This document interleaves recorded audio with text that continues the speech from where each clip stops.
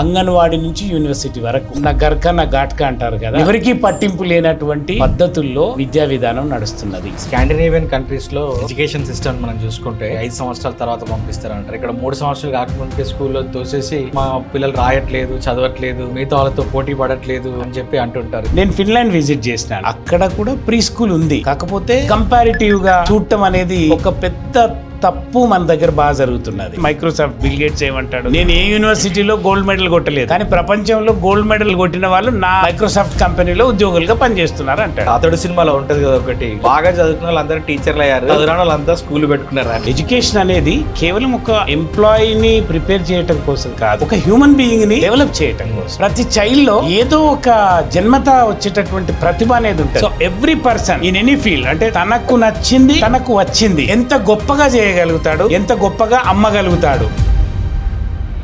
Complete గా ఇటువంటి school system అనేది రావాలి అనేది పాలసీ మేకర్ దగ్గర నుంచి రావాలి. వాళ్ళకి తెలుసా ఇది? అంటే ఇప్పుడు ఎడ్యుకేషన్ మినిస్టర్ కి ఫస్ట్ ఆఫ్ ఆల్ ఎడ్యుకేషన్ ఉండదు. దీంట్లో ఈ సిస్టమ్ ఎట్లా ఫిట్ అవ్వాలి? యాక్చువల్ గా ప్రశ్నించే గొంతుకలు మౌనంగా ఉన్నప్పుడు ఇటువంటి పరిస్థితి ఏర్పడుతుంది. ఉద్యమం లేకుండా ఈ దేశంలో ఇప్పటి వరకు ఏది సాధించబడింది? అసలు కంప్యూటర్లు హ్యాకింగ్ చేయబడట్లేదు, human minds are getting hacked. నువ్వు ఏం థింక్ చేయాలో నిర్ణయించబడుతున్నది. ఆ న్యాచురల్ ఫ్రీడమ్ ఆఫ్ థాట్ ని సప్రెస్ చేయాలని చూస్తారో కాలం ఒప్పుకోదండి. It doesn't really tolerate. ప్రజలు తప్పకుండా తిరగబడతారు. ఎస్, ఆ రోజు వస్తుంది. ఒక విద్యార్థిని ఎప్పుడైతే ఉపాధ్యాయుడు అట్లా ఇది పరీక్షల్లో ఇంపార్టెంట్ కాదు, ఇది వేస్ట్ ప్రశ్న, నువ్వు టైం వేస్ట్ చేస్తున్నావు అని నొక్కేసిండు అనుకోండి, అట్లాంటి ఇంకొక 30 ప్రశ్నలు ఆ గొంతుకల్లో అట్లాగే చచ్చిపోతాయి. ఇండియన్ ఎడ్యుకేషన్ సిస్టమ్ బ్రిటిష్ కాలంలో రూపొందించబడింది. మన ముత్తాతలు, తాతలు, మన తండ్రులు, మనం కూడా ఇప్పుడు అదే 6 సబ్జెక్టులను చదువుతున్నాము. బై హార్ట్ చేసి రోట్ లెర్నింగ్ ద్వారా ఎంత ఎక్కువ ఇన్ఫర్మేషన్ ని మెమరైజ్ చేసుకుంటే అన్ని ఎక్కువ మార్కులు అన్నట్టు. ఎక్కువ మార్కులు ఎవరికైతే వస్తాయో వాళ్ళు అంత గ్రేట్ అని మన ఎడ్యుకేషన్ సిస్టమ్ మనకు నేర్పిస్తుంది. భవిష్యత్తు తరాలకు బాగా ఉపయోగపడే ఒక కాన్సెప్ట్ ని ఈ రోజు మాట్లాడినాము. ఈ రోజు మనతో పాటు డాక్టర్ పరంజ్యోతి గారు ఉన్నారు, ఒయాసిస్ స్కూల్ అధినేత. 40 సంవత్సరాలుగా ఆయన ఎడ్యుకేషన్ సెక్టార్ లో ఎంతో రీసెర్చ్ చేశారు. 22 కంట్రీస్ తిరిగిన తర్వాత అక్కడ ఉన్నటువంటి ఎడ్యుకేషన్ సిస్టమ్స్ ని స్టడీ చేసి ఇండియాకి వచ్చి ఒక కొత్త ఎడ్యుకేషన్ సిస్టమ్ ని ఎలా ఉంటే బాగుంటుంది అని చెప్పి ఒక కాన్సెప్ట్ ని రూపొందించారు, పల్స్ అనే కాన్సెప్ట్ ని. ఈ రోజు పరంజ్యోతి గారిని అడిగి ఆ పల్స్ అంటే ఏంటి, ఇండియన్ ఎడ్యుకేషన్ సిస్టమ్ కాకుండా మనం ఆల్టర్నేట్ ఎడ్యుకేషన్ సిస్టమ్ ని ఇంట్లో మనందరం ఎలా డెవలప్ చేసుకోవచ్చో తెలుసుకుందాం. మేము చేసిన ఈ ప్రయత్నం కనుక మీకు నచ్చితే మా ఛానల్ ని సబ్స్క్రైబ్ చేసి ఈ వీడియోకి లైక్ చేసి మీ సర్కిల్లో ఎవరైతే ఉన్నారో వాళ్ళందరికీ షేర్ చేస్తారని చెప్పి ఆశిస్తున్నాను. So welcome to Vashishta 365. మీరు ఈరోజు మా స్టూడియోకి రావటం, తర్వాత ఇండియన్ ఎడ్యుకేషన్ సిస్టమ్ మీద మాట్లాడటం చాలా అవసరం ఉన్న సబ్జెక్ట్. ఎందుకనంటే ఒక చిన్న పాప మా ఇంట్లో ఉంది, ఆమె ఇప్పుడే స్కూల్కి వెళ్తుంది. ఇలా భారతదేశంలో ఉన్నటువంటి ఎంతోమంది తల్లిదండ్రులకు ఈరోజు మీరు మాట్లాడబోయే అంశాలు ఒక కనువిప్పు అవ్వాలి, ఒక గైడ్ అండ్ ఫిలాసఫర్ లాగా, ఒక ఫ్రెండ్ ఇచ్చే అడ్వైస్ లాగా ఉండాలని చెప్పి ఆశిస్తున్నాము. ఇప్పటి వరకు జరిగినటువంటి ఇండియన్ ఎడ్యుకేషన్ సిస్టంలో ఉన్నటువంటి ఫెయిల్యూర్స్ గురించో, డార్క్ రియాలిటీస్ గురించో కాకుండా ఇప్పుడు ఒక తండ్రిగా, ఒక పేరెంట్గా మన పిల్లలకి మంచి ఎడ్యుకేషన్ ఇవ్వాలంటే ఏం చేయాలో మీరు ఒక 20-22 కంట్రీస్ తిరిగారు, correct me if I'm wrong, తిరిగారు. కాబట్టి అక్కడ మీరు ఈ ఎడ్యుకేషన్ సిస్టమ్స్ మీద మంచి అధ్యయనం చేశారు. కాబట్టి మీ అనుభవాలను, మీ 42 సంవత్సరాల ఈ ఎడ్యుకేషన్ సిస్టంలో ఒయాసిస్ స్కూల్ చైర్మన్గా మీకున్నటువంటి అనుభవాల్ని మాతో పంచుకోవాలని చెప్పి ఆశిస్తున్నాను sir. First of all, Indian education సిస్టంలో ఎలాంటి మార్పులు వస్తే బాగుంటుందని అంటున్నారు? Thank you Vashishta for inviting me. I'm very delighted ఈరోజు, ఎందుకంటే మీరు మంచి పాడ్కాస్ట్ చేస్తున్నారు సార్. ఎడ్యుకేషన్ మీద గతంలో కూడా మనం 1-2 సార్లు కలిసినప్పుడు ఎడ్యుకేషన్ గురించి మీకున్నటువంటి ఆ తపన ఈరోజు మీ పాడ్కాస్ట్కి మీరు ఇన్వైట్ చేయగానే నేను యాక్సెప్ట్ చేయడానికి ఒక అవకాశాన్ని కలిగించింది. Thank you so much sir. అట్లాగే మీరు ఎడ్యుకేషన్లో కాంట్రిబ్యూటర్ కూడా. అవును సార్. ఎందుకంటే నేను ఈ 4 దశాబ్దాల ఈ ప్రయాణంలో ఒక ఉపాధ్యాయుడిగా నేను ఎప్పుడు ఎక్కడ పిల్లల కోసం ఒక పెన్సిల్ తయారు చేసే వ్యక్తినైనా, లేదా ఒక క్లాస్ రూమ్లో బోధించే వ్యక్తినైనా, లేదా ఆ స్కూల్లో కనీసం ఆయాగా పనిచేసే వ్యక్తినైనా కూడా ఒక టీం లాగా చూస్తాను నేను. మనమంతా కలిసి విద్యార్థుల్ని ఈ సమాజానికి సరైనటువంటి పౌరులుగా, ఈ దేశానికి ఒక వన్నె తెచ్చేటటువంటి, ఒక భవిష్యత్తు నిర్ధారించేటటువంటి, ఒక గొప్ప యోధులుగా తయారు చేసేటటువంటి ఒక ఉద్యమంలో భాగస్వాములుగా చూస్తాను.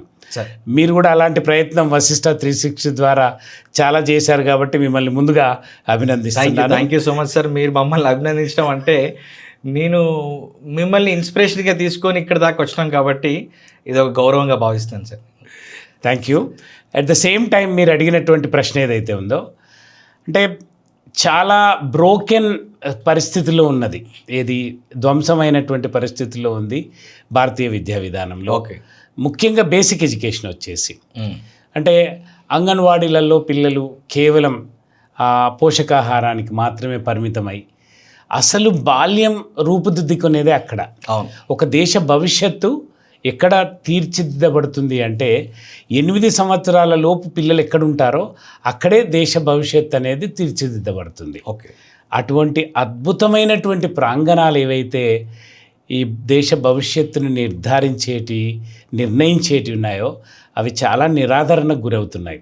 అందుకని అంగన్వాడీ నుంచి యూనివర్సిటీ వరకు మీరు ఎక్కడ చూసినా కూడా అంతో కొంత ఏదో ప్రభుత్వం నడుపుతున్నటువంటి మన విద్యా సంస్థల్లో ఎక్కడైతే కాస్త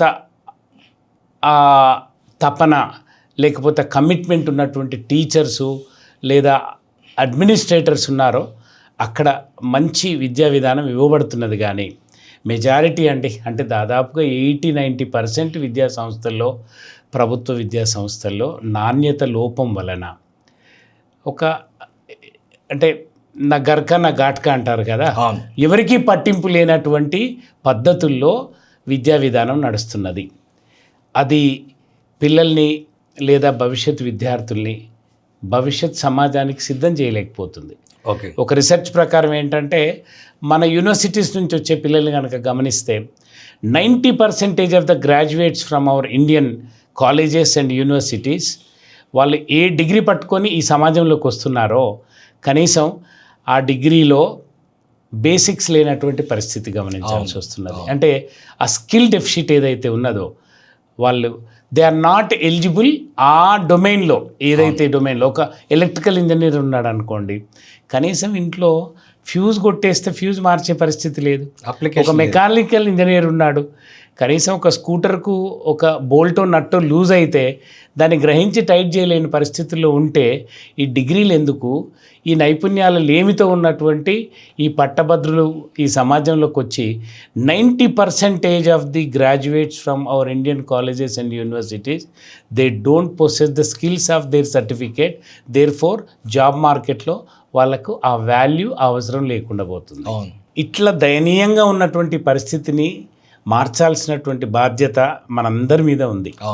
తల్లిదండ్రులు డిమాండ్ చేయాలి, విద్యార్థులు మేల్కొనాలి, ఉపాధ్యాయులు మారాలి, విద్యా సంస్థలు నిర్వహించేటటువంటి వాళ్ళు వాళ్ళ లోపల ఆ తదనుగుణంగా అంటే ఏ బయటి ప్రపంచంలో విద్యా సంస్థలు పిల్లల్ని ఎలా సిద్ధం చేస్తున్నాయో అలా సిద్ధం చేయటానికి కావాల్సినటువంటి మార్పుల్ని వీళ్ళు కూడా సంతరించుకోవాలి. అలాంటి మార్పులు కనుక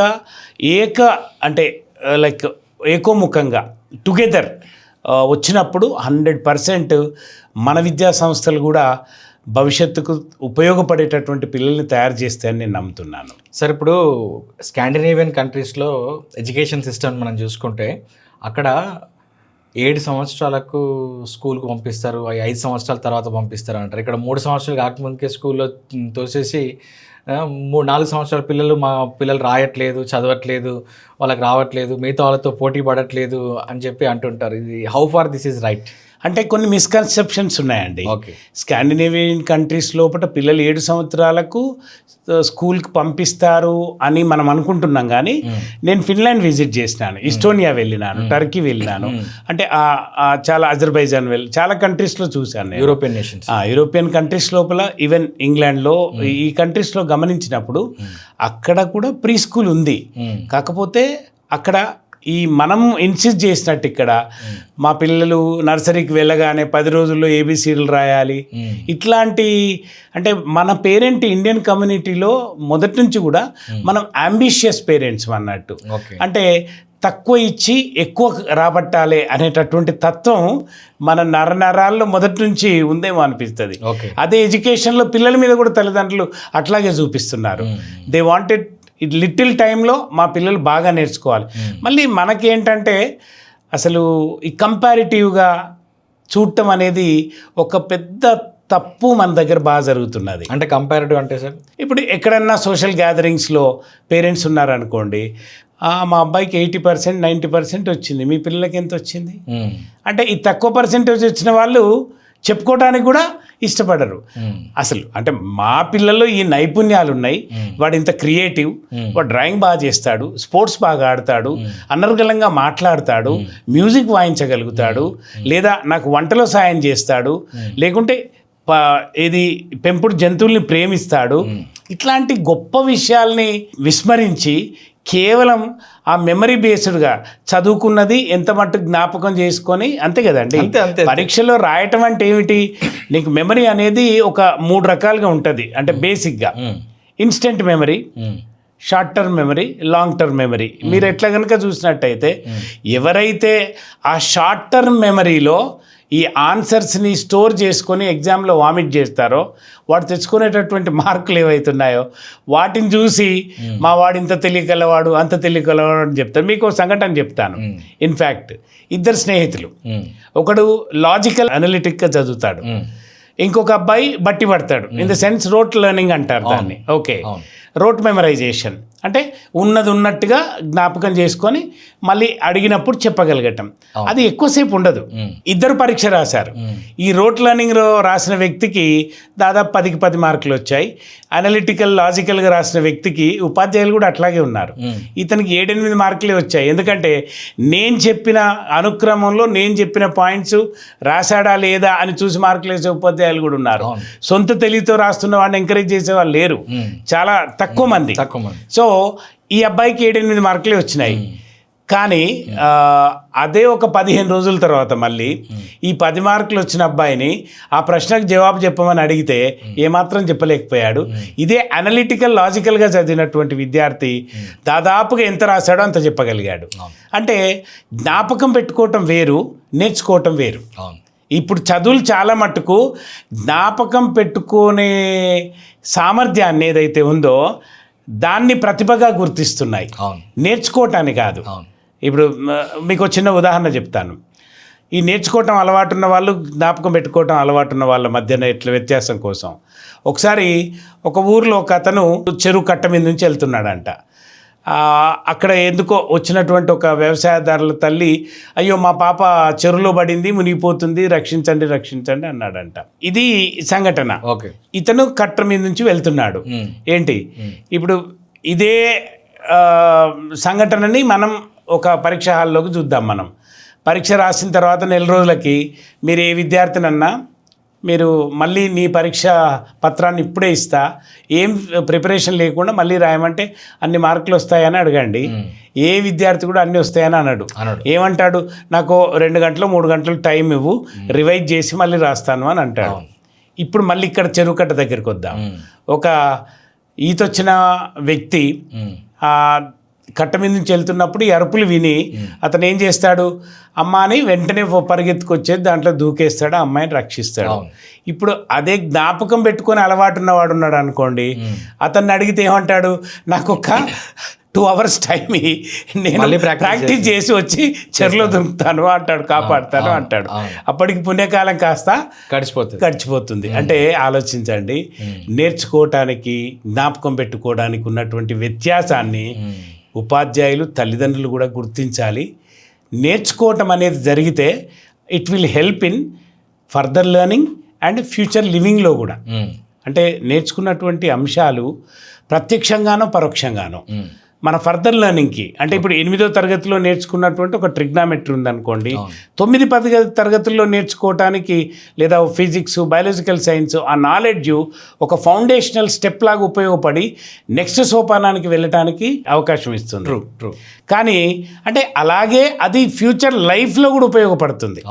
ఒక సెంట్రిఫ్యూగల్ ఫోర్స్ అనేది ఫిజిక్స్లో నేర్చుకున్నటువంటి వాడు ఒక మోటార్ బైక్ మీద వెళ్తూ అదే ఒక కర్వ్ వచ్చిన రోడ్డు దగ్గర నేను లోపలికి వంగాలి, అటువైపు కనుక వంగితే నేను పడిపోతాను అనేది ఈ నేర్చుకున్నటువంటి అంశం నిత్య జీవితంలో ఉపయోగపడుతుంది. నేను నిటారుగా కూర్చుంటా లేకుంటే ప్రతిముఖంగా నేను వంగుతాను నడిపేటప్పుడు అంటే పడిపోతాడు. అంటే జీవితంలో నేర్చుకునేది కేవలం పరీక్షలకు కాదు, బట్ ఫర్దర్ లెర్నింగ్కి, ఫ్యూచర్ లివింగ్కి ఉపయోగపడేలా ఉపాధ్యాయులు నేర్పాలి, అట్లాగే విద్యార్థులు కూడా నేర్చుకోవాలి. అంటే అలాంటి విద్యా విధానం అనేది ఆవిష్కృతం కావాలి మన తరగతి గదిలో. అప్లికేషన్ రియల్ లైఫ్ టైంలో లైఫ్ అప్లికేషన్స్ ఉండాలి. కేవలం అంటే మాకు బ్లూమ్స్ టాక్సానమీ అని ఉంటుంది. నోయింగ్ అంటే కేవలం గుర్తుపెట్టుకోవటం అంతే, అండర్స్టాండింగ్ దాని విషయం తెలుసుకోవటం. కానీ అప్లికేషన్, రియల్ లైఫ్లో అప్లికేషన్, తర్వాత అనాలిసిస్, తర్వాత సింథసిస్, దాని తర్వాత వచ్చేసి అప్పుడు క్రియేటివిటీ. ఓకే, ఇలాంటివి అంటే ఒక తదనుగుణంగా ఎంత అంశాన్ని తను నిత్య జీవితంలో ఉపయోగించడానికి, దాన్ని బేస్ చేసుకొని కొత్త అంశాలని కూడా తను అనలైజ్ చేయటానికి దీన్ని ఉపయోగించుకుంటాడో అది వాస్తవికమైనటువంటి నేర్చుకోవటం లేదా లెర్నింగ్ అని అంటారు. అలా నేర్చుకోవటం అనేది జరగాలి బేసిక్గా. అవును సార్. వాస్తవానికి మనిషి జీవితంలో మనం గమనిస్తే 4-5 స్టేజెసే ఉంటాయి. పుట్టటము, చావటము, పెళ్ళి అనేది ఇంపార్టెంట్ స్టేజ్ అయితే, అవునండి, ఈ మధ్యలో పుట్టడానికి పెళ్ళికి మధ్యన బాగా చదువుకోవాలి, పెళ్ళికి చావుకు మధ్యన మంచి ఉద్యోగం చేయాలి అనేది ఇంకొక స్టేజ్ ఉంటుంది. ఉద్యోగం ముందే వస్తుంది అనుకుంటా, పెళ్ళికి ముందు రాకపోతే పెళ్ళి కావాలి. సరే, అంటే పెళ్లి తర్వాత సీరియస్ అవుతారు కదా బేసికల్గా. పెళ్లి తర్వాత కెరియర్ మీద బాగా సీరియస్ అవుతారు. ముందే అంటే ఇప్పుడు పెళ్ళికి ముందు చాలా మంది ఉద్యోగాన్ని చూసి సీరియస్ అవుతున్నారు. సో హ్యూమన్ లైఫ్ అంతా కూడా ఒక 70, 80, 90 ఇయర్స్ హ్యూమన్ లైఫ్ని స్పాన్ని తీసుకుంటే మొత్తం 4 to 5 స్టేజెస్ కంటే ఎక్కువ లేవు. అవునండి. ఈ 4 to 5 స్టేజెస్లో అత్యంత ముఖ్యమైనది మన చేతుల్లో లేనివి ఏంటి అని అంటే పుట్టుక, చావు మన చేతుల్లో లేదు. కానీ ఎడ్యుకేషన్, మనం ఏం చదవాలి, మనం ఎవరిని పెళ్లి చేసుకోవాలి, మనం ఏ ఉద్యోగం చేసుకోవాలి, ఏ ఉద్యోగం చేస్తే మనం హ్యాపీగా ఉంటాం అనేది మన చేతుల్లో ఉంది. అవునండి. కానీ మనకు నచ్చని చదువు, మీరు ఈరోజు ఏ కార్పొరేట్ కాలేజ్కైనా వెళ్ళండి, కార్పొరేట్ స్కూల్కైనా వెళ్ళండి, 100-90 మంది విద్యార్థుల్ని మీరు ఇంటర్వ్యూ చేయండి, మీకు ఈ ఎడ్యుకేషన్ నచ్చుతుందని అంటే సీక్రెట్ బ్యాలెట్ పెట్టండి. మీరు 100-90% మంది మాకు నచ్చట్లేదు, మాకు ఇది వద్దు అని చెప్తారు ఖచ్చితంగా. అంటే దాదాపు నిర్బంధ విద్య లాంటిది. అంటే నాకు ఏమనిపిస్తుంది అంటే ఈ పౌల్ట్రీ ఫామ్లో కోళ్ళను కేజెస్లో పెట్టి పెంచినట్టు, తర్వాత జాబ్స్ చేసినప్పుడు మళ్ళీ కర్మాగారాలు లాంటి కారాగారాల్లో మళ్ళీ బందీలు అయిపోయి మళ్ళీ అందులో అవుతారు. ఎడ్యుకేషన్ సిస్టమే మనల్ని ఈ ఉచ్చులోకి దింపుతుందా అని అనిపిస్తుంది. ఏమంటారు సార్? అంటే మీతో కొంత నేను తప్పకుండా ఏకీభవిస్తాను. ఎందుకంటే ద సిస్టమ్ అనేది ఇండస్ట్రియల్ ఏజ్ నుంచి మనకు ఈ సిస్టమ్ ఆవిష్కరణ జరిగింది. చాలా దేశాలలో ఈ సిస్టమ్ ఇంక ఇట్లాగే కొనసాగుతున్నది, ముఖ్యంగా థర్డ్ వరల్డ్ కంట్రీస్ లోపల. కానీ చాలా అడ్వాన్స్డ్ కంట్రీస్ ఈ సిస్టమ్ను మార్చుకున్నాయి. ఎందుకంటే ఎడ్యుకేషన్ అనేది కేవలం ఒక ఎంప్లాయీని ప్రిపేర్ చేయటం కోసం కాదు, ఒక హ్యూమన్ బీయింగ్ని డెవలప్ చేయటం కోసం. అంటే ఒక మానవ ఆవిష్కరణ అనేది విద్య ద్వారా జరగాలి. ఇప్పుడు మనం ఏదైనా నేర్పేది, ఇప్పుడు నేర్చుకునేటటువంటి విద్యార్థి రేపు భవిష్యత్తులో ఏ సమాజంలో బ్రతకబోతున్నాడో ఆ సమాజంలో ఆయన ఒక కంఫర్టబుల్గా, ఒక కాంట్రిబ్యూటర్గా ఉండటానికి వీలుగా సామర్థ్యాలని, నైపుణ్యాలని, వైఖరులని, తర్వాత శక్తుల్ని, విలువల్ని ఆపాదించి ఇచ్చి పంపించేదై ఉండాలి విద్యా విధానం అనేది. అంతేగాని కేవలం ఉద్యోగం కోసం అవసరమైనటువంటి సెలక్షన్కి అవసరమైనటువంటి కేవలం ఆ నాలెడ్జ్ని ఇచ్చి పంపేది నా దృష్టిలో ఎడ్యుకేషన్ కాదు. కానీ మన దేశంలో చాలా మట్టుకు most of the educational institutions అంటే పేరెంట్స్ మేబీ డిమాండ్ అది చేస్తున్నారా, లేకపోతే ఇన్స్టిట్యూషన్స్ అది ఇస్తున్నారా అనేది చెట్టు ముందా విత్తనం ముందా లాంటిది. క్వశ్చన్. అవును. ఎస్, ఎందుకంటే నా దృష్టిలోనైతే వెన్ పేరెంట్ రియలైజెస్, ఎందుకంటే చాయిస్ ఇక్కడ విద్యా సంస్థ పిల్లల్ని తీసుకొచ్చుకోవట్లేదు, పేరెంట్ విద్యా సంస్థను ఎన్నుకుంటున్నాడు. అవును. కాబట్టి పేరెంట్లో కావాల్సింది ఏమిటి అని అంటే, నా పిల్లలు రేపు ఒక మూర్తివత్వం అంటే ఒక కంప్లీట్ ఒక పర్సనాలిటీ డెవలప్ చేయగలిగినటువంటి ఎడ్యుకేషన్ సిస్టమ్, అదొక మోడల్ అనుకోండి, సిలబస్ అనుకోండి, కరికులం అనుకోండి, లేకుంటే కల్చర్. ప్రతి ఇన్స్టిట్యూషన్కి ఒక కల్చర్ ఉంటుంది. అవును. ఆ కల్చర్, ఆ ఇన్స్టిట్యూషనల్ కల్చర్ నా పిల్లల్ని ఒక సర్వతోముఖమైనటువంటి హోలిస్టిక్ డెవలప్మెంట్, వాళ్ళలో నిబిడీకృతమైనటువంటి శక్తులు. ఇప్పుడు ఇందాక మనం మాట్లాడుతున్నప్పుడు మీకు పాప ఉందన్నారు. అవును. ఓకే, ప్రతి చైల్డ్లో ఏదో ఒక జన్మత వచ్చేటటువంటి ప్రతిభ అనేది ఉంటుంది. దాన్నే హార్వర్డ్ గార్డ్నర్ ఏమంటాడు అంటే మల్టిపుల్ ఇంటెలిజెన్సెస్ అంటాడు. అంటే 8 రకాల ఇంటెలిజెన్సెస్ ఉంటాయండి. కొందరిలో 8 ఉండొచ్చు, కొందరిలో 8 1 2 ఉండొచ్చు, కొందరిలో ఏమీ లేకపోవచ్చు కూడా, కొందరిలో 8 కూడా చాలా గొప్పగా ఉండొచ్చు. సే ఫర్ ఎగ్జాంపుల్, కొందరు పిల్లలు బాగా వాగుడుగాయాలంటాం మనం, బాగా మాట్లాడుతుంటారు. అంటే they have that linguistic intelligence అంటారు. అంటే భాషా ప్రతిభ వాళ్ళలో ఉంది. కొందరిలో నంబర్స్, ఇప్పుడు చూడండి ఈ టేబుల్ ఉంది, ఈ 6 feet by 4 feet లేదా 8 feet by 4 feet అని కొందరు చూడగానే చెప్తారు. ఓకే, కొందరు పిల్లలు 2 feet by 3 feet అంటారు కావచ్చు. అంటే వాళ్ళలో ఆ సంఖ్యాపరమైనటువంటి ప్రతిభ అనేది బలహీనంగా ఉన్నట్టు. So linguistic intelligence, numeric intelligence రెండవది. మూడోది వచ్చేసి మ్యూజికల్ ఇంటెలిజెన్స్ అండి. మ్యూజికల్ ఇంటెలిజెన్స్ ఉన్నటువంటి పిల్లలు చాలా గొప్పగా ఇట్లా ఒక పాట ఒక్కసారి వింటే చాలు పట్టేస్తారు, ఒక ట్యూన్ వింటే పట్టేస్తారు. నాలుగవది వచ్చేసి అంటే ఏఆర్ రెహమాను, ఈ మ్యూజిషియన్స్, సింగర్స్, వీళ్ళందరూ కూడా ఈ మ్యూజికల్ ఇంటెలిజెన్స్ ఉన్నటువంటి వాళ్ళే. నాలుగవది బాడీలీ కినెస్థెటిక్ ఇంటెలిజెన్స్, అంటే శరీరాన్ని ఉపయోగించి వాళ్ళ ప్రతిభను ప్రదర్శించే వాళ్ళు. క్రీడాకారులు, సచిన్ టెండూల్కర్ అనుకోండి, లేదా మొన్న వచ్చినటువంటి మెస్సీ, అంటే శరీరాన్ని ఉపయోగించి ప్రతిభ కనబరిచేవాళ్ళు. నటులు, యాక్రబాట్స్, జిమ్నాస్టులు, ప్లేయర్సు, యాక్టర్సు, ఎన్టీ రామారావు గారు, శివాజీ గణేశన్ గారు, ఇట్లాంటి వాళ్ళు వాళ్ళ ముఖ కవలికలతోటి, ఎస్వి రంగారావు గారు, కాకర్ల సత్యనారాయణ గారు, ఇట్లాంటి వాళ్ళు ఎంతమంది, కైకాల సత్యనారాయణ గారు అనుకుంటారు, వీళ్ళందరూ ఎంత గొప్ప నటులండి. అంటే వాళ్ళ ప్రతిభని శరీరాన్ని ఉపయోగించి ప్రదర్శించే డాన్సర్స్. కొందరు పిల్లలు ఉంటారు ఇట్లా ఒక 2 steps చూస్తే వాడు పట్టేస్తాడు అంతే. అంటే ఆ పిల్లల్లో ఆ ప్రతిభ ఎక్కువ ఉంది. ఇంకో పిల్లడికి అంటే మీకు ఒక ఎగ్జాంపుల్ చెప్తాను. నేను పనిచేసే స్కూల్లో, ఓయాసిస్ పబ్లిక్ స్కూల్ వరంగల్లో, ఒక పేరెంట్ ఉండే, వాళ్ళ పాప చాలా చక్కగా పాడుద్ది.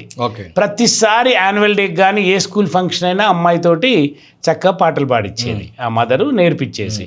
ఇంకొక మదర్కి కూడా వాళ్ళ అబ్బాయిని, అంటే ఈ లెక్చరర్ గారి అమ్మాయి, ఈ అమ్మాయి ఆడిటర్ గారి అబ్బాయి, ఆ అబ్బాయి, ఆ అమ్మాయి, ఆమెకి ఏముండేదంటే, అరే మావాడు కూడా స్టేజ్ మీద అట్లా పాడాలి, కిందికి దిగిన తర్వాత అందరు ప్రశంసించాలి అని ఒక మ్యూజిక్ టీచర్ని పెట్టి బలవంతాన్ని ఎంత నేర్పించినా ఒక్కరోజు కూడా అబ్బాయి ప్రదర్శన ఇవ్వలేకపోయాడు. కారణం ఏంటి అంటే ఆ అబ్బాయిలో అంతర్లీనమైనటువంటి ఆ ప్రతిభ జన్మత రాలేదు. వచ్చిన దాన్ని మనం అభివృద్ధి పరచవచ్చు, సానబట్టవచ్చు, దాన్ని పెంపొందించవచ్చు, కానీ లేని దాన్ని మనం ఎక్కడి నుంచి తీసుకురాలేం. అట్లాగే 5వ ప్రతిభ ఉంటుంది. అదేంటి అంటే పిల్లల లోపల, అంటే మనం ఎప్పుడైనా మబ్బుల్లోకి చూసినప్పుడు నీటి మరకలు గోడకు చూస్తే దాంట్లో కొన్ని మనకేమో బొమ్మల్లాగా కనబడతాయి, ఇమేజెస్ లాగా కనబడతాయి. ఆ ప్రతిభ ఉన్నటువంటి వాళ్ళు వాళ్ళ లోపల, అంటే ఏది ఈ చిత్రకారులు, రవివర్మ, ఎంఎఫ్ హుసేన్, ఇట్లాంటి వాళ్ళు అన్నట్టు, ఇది ఒక రకమైనటువంటి ప్రతిభ పిల్లల లోపల. ఓకే, తర్వాత 6వది ఇంటర్పర్సనల్ ఇంటెలిజెన్స్ అంటారు. అంటే కొందరు మాట్లాడితే జనాలు ఇట్లా గుమిగూడిపోతారు, కొందరు ప్రారంభిస్తే అక్కడ ఉన్న వాళ్ళు కూడా వెళ్ళిపోతారు. ఓకే, సో ఎవరిలోనైతే ఇంటర్పర్సనల్ ఇంటెలిజెన్స్ ఉంటుందో వాళ్ళు ఎక్కువ మందిని ఆకర్షించగలుగుతారు. అంటే వాళ్ళలో ఎంపతి బాగుంటుంది, అవతల వాళ్ళకి ఏం అవసరం. ఈ నాయకులందరికీ ఇది చాలా బహుముఖంగా ఉంటుంది. ఏది ఇంటర్పర్సనల్ ఇంటెలిజెన్స్. బహుశా నాకు కూడా అవసరమేమో, ఎందుకంటే పాడ్కాస్ట్ ఎంగేజ్ చేయాలంటే ఖచ్చితంగా అది తప్పకుండా. అట్లా మీకు ఇది కూడా కావాలి కదా, లింగ్విస్టిక్ ఇంటెలిజెన్స్ కూడా కావాలి కంపల్సరీ. తర్వాత అంతర్ముఖం, ఏది ఇంట్రాపర్సనల్ ఇంటెలిజెన్స్ అంటారు నెక్స్ట్. అది ఉన్నటువంటి వాళ్ళు ఒక డైరీ రాయటం, ప్రతిదాన్ని ఏది పద్ధతిగా మెయింటైన్ చేయటం, ఇట్లాంటి వాళ్ళంతా ఫిలాసఫర్స్, సైకాలజిస్టులు, సైకియాట్రిస్టులు ఇట్లా అవుతారు. ఇంకా లాస్ట్ 8వ ఇంటెలిజెన్స్ వచ్చేసి అది నేచురలిస్టిక్ ఇంటెలిజెన్స్ అంటారు. అంటే ప్రకృతిని ప్రేమించేవాళ్ళు లేదా ప్రకృతి వస్తువులను ఉపయోగించి వాళ్ళ ప్రతిభను కనబర్చేవారు. గొర్రెల కాపర్లు, హార్టికల్చరిస్టులు, వ్యవసాయం చేసేటటువంటి వాళ్ళు, పూలతో చెట్లతో ఉండేటటువంటి వాళ్ళు. ఇంతెందుకండి, ఏ సమపాలల్లో వేస్తే ఒక మంచి రుచి వచ్చే వంటకం చేయగలుగుతారో వంట చేసేవాళ్ళు. వీళ్ళందరిలో ఎన్ని ప్రతిభలు ఉంటాయి. తల్లిదండ్రులకు అర్థం కావాల్సింది ఏమిటి అంటే తమ పిల్లల్లో ఈ ప్రతిభలు ఏవి ఉన్నాయి, ఆ ప్రతిభల్ని గుర్తించి వాటిని ప్రోత్సహించటం ద్వారా ఆ పిల్లలు ఒక రకమైనటువంటి రికగ్నిషన్, ఒక సాటిస్ఫాక్షన్, ఒక అంటే డెమాన్స్ట్రేషన్ ఆఫ్ ద టాలెంట్ అనేది జరుగుతుంది. కాబట్టి అది ఒక కాన్ఫిడెన్స్ని బిల్డ్ చేస్తుంది. తద్వారా చదువులో కూడా ఎదగడానికి అవకాశం ఉంటుంది. అందుకని పేరెంట్స్ ఎప్పుడు తమ పిల్లల్ని ముందు అర్థం చేసుకోవాలి. ఇప్పుడు మీరు ఇందాక అడిగారు, ఏది చాలామంది పేరెంట్స్ సరిగ్గా అర్థం చేసుకోకపోవటం వల్లనో, స్కూల్ సరిగ్గా వాళ్ళకు అనుగుణంగా బోధించకపోవటం వల్లనో, లేదా కష్టపడి చదవండి అని కేవలం అదే ఒక మంత్రంగా సూత్రంగా ఇస్తే దాన్ని ఉపయోగించి ఎందుకు అంత సక్సెస్ కాని వాళ్ళు చాలామంది ఉండొచ్చు అనేది ఒక చర్చలో మనం మాట్లాడుకున్నాం. ఓకే, నేనేమంటాను అనంటే కష్టపడి చదవటం అనేది చెప్పేది పాత తరం ఉపాధ్యాయుడు. ఇప్పటి తరం ఉపాధ్యాయుడు వాళ్ళు దేన్ని ఇష్టపడుతున్నారో అది తెలుసుకొని ఆ ఇష్టాన్ని తల్లిదండ్రులు ఉపాధ్యాయుడు ఇష్టపడినట్టయితే ఆ పిల్లలకి ఇష్టమైన దాన్ని ఇష్టపడినప్పుడు మనం చెప్పేదాన్ని కూడా పిల్లలు ఇష్టపడతారు. So that is another way of moulding the children and understanding and encouraging them. మనం బయట దేశాలలో విద్యా విధానాన్ని రూపొందించేటప్పుడు ఇలాంటి ఎన్నో అంశాలను దృష్టిలో పెట్టుకొని అసలు చిన్నప్పటి నుంచే మనం ఒక నేలని తీసుకుని, నేను అగ్రికల్చర్ బీఎస్సీ అండి, ఒక నేలను మనం ఇది ఒక భూమి కొన్నప్పుడు అక్కడ ఏం సేద్యం చేయాలి అన్నప్పుడు ఏం చేస్తారు అంటే ఆ భూమిని కొంత భాగాన్ని తీసుకెళ్ళి భూసారం టెస్ట్ చేపిస్తారు, సాయిల్ టెస్ట్ చేపించేసి అక్కడ ఏ రకమైనటువంటి పంటలు వేస్తే ఆ పంటలు బాగా పండుతాయి ఆ భూమిని బట్టి. అంతే కదండి, అంతే కదా. సో అట్లా తల్లిదండ్రులు కూడా తమ పిల్లల్లో ఉన్నటువంటి వాళ్ళ మనోసారాన్ని, ఇక్కడ ఎట్లాగైతే భూసారాన్ని చూస్తారో వాళ్ళ ప్రతిభాసారాన్ని, వాళ్ళ మనోసారాన్ని కనుక గ్రహించగలిగితే అందుకు తగినటువంటి విద్యా విధానాన్ని నిర్మించవచ్చు. బయటి దేశాలలో అదే చేస్తూ ఉంటారు. మీరు ఇందాక అడిగిన ప్రశ్న ఏమిటి అంటే వేరే దేశాలలో 7వ సంవత్సరం నుంచి చదువు ప్రారంభిస్తారు, మనమేమో 3 సంవత్సరాల నుంచి పంపిస్తామని. వాళ్ళు పంపిస్తారు, కానీ ఆ 3వ సంవత్సరం నుంచి 6వ సంవత్సరం దాకా వాళ్ళు చేసే పని ఏమిటి అంటే ఈ పిల్లల్లో ఏ ఆసక్తులు ఉన్నాయి, అన్ని రకాల అభ్యసన అవకాశాలని, లెర్నింగ్ ఆపర్చునిటీస్ని క్రియేట్ చేస్తారు, ఎక్స్పోజ్ చేస్తారు. దాంట్లో ఆ పిల్లలు దేన్ని ఇష్టపడుతున్నారు, దేంట్లో ఇతర పిల్లల కంటే ఎక్కువ ప్రతిభను కనబరుస్తున్నారు, దాన్ని బేస్ చేసుకొని ఇండివిజువల్ లెర్నింగ్ ప్లాన్ అంటారు, ILP. ఒక ప్రతి విద్యార్థికి అంటే ఒక జనరల్ లెర్నింగ్ వేరుంటుంది, but specific to their mentality, specific to their mind set, specific to their inborn talent and ability అట్లా డిజైన్ చేయటం జరుగుతుంది. ఇండివిజువల్ లెర్నింగ్ ప్లాన్ ఇండియాలో లేదు కదా సార్.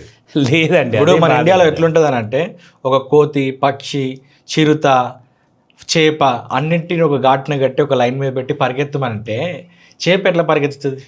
అన్నింటిని నీళ్ళలో దింపి ఈత కొట్టమంటే మనకు కోతి ఎట్లా ఈత కొడుతుంది? అన్నింటిని పెట్టి ఒక చెట్టు ఎక్కుమంటే ఎట్లా చెట్టు ఎక్కగలుగుతుంది ఒక చేప? మీరు చెప్పిన మాటనే ఐన్స్టీన్ గారు చెప్పారు. అంటే ఐన్స్టీన్ గారు చెప్పిన మాట నేను చెప్తున్నాను సార్, ఆయన దగ్గర నుంచి డిరైవ్ చేసుకున్నాను సార్. ఎందుకు మన దేశంలో సాధ్యం కాలేకపోతున్నది అంటే ఇట్లా ఆలోచించేటటువంటి పేరెంట్స్ అంతో కొంత ఉన్నారు, కానీ వాళ్ళ రోదన డిమాండ్ అనేది అరణ్య రోదన కిందకే వెళ్ళిపోతున్నది. Nobody is there to hear to them. అట్లాంటి మీరు అన్నటువంటి ఎడ్యుకేషన్ సిస్టమ్ను డిజైన్ చేసిన స్కూల్స్ అక్కడో ఇక్కడో కొన్ని ఉన్నాయి, అంతేగాని అసలు కంప్లీట్గా ఇటువంటి స్కూల్ సిస్టమ్ అనేది రావాలి అనేది ఎక్కడి నుంచి రావాలి? పాలసీ మేకర్ దగ్గర నుంచి రావాలి. వాళ్ళకి తెలుసా ఇది? అంటే ఇప్పుడు ఎడ్యుకేషన్ మినిస్టర్కి ఫస్ట్ ఆఫ్ ఆల్ ఎడ్యుకేషన్ ఉండదు, యాక్చువల్గా ఎడ్యుకేషన్ సిస్టమ్ అని అంటాం కదా, అవునండి. యాక్చువల్ సిస్టమ్ ఉండదు ఎడ్యుకేషన్కి. ఎడ్యుకేషన్లో ఒక సిస్టమాటిక్ సిస్టమ్ ఉండదు, అవును, ఒక పాలసీ ఉండదు. ట్రూ. సో అది లేకనే కదా ఇండియాకి ఈ ప్రాబ్లం వచ్చేది. True, absolutely true. ఇప్పుడు పక్కనే ఉన్న China more than 10% of the GDP ఖర్చు పెడతారు వాళ్ళ ఎడ్యుకేషన్లో. వాళ్ళది ఎంత జీడిపి అని అంటే $20 trillion జీడిపి వాళ్ళది. మనది 4 trillion కూడా లేదు. మన వాళ్ళు 4% కూడా పెట్టరు. What the constitution has promised, మనకు సోషలిస్టిక్ ప్యాటర్న్ ఆఫ్ సొసైటీ తీసుకున్నప్పుడు విద్యా వైద్యం పబ్లిక్ సెక్టార్లో పెట్టుకొని చేస్తామని అంటారు, బట్ చేయరు.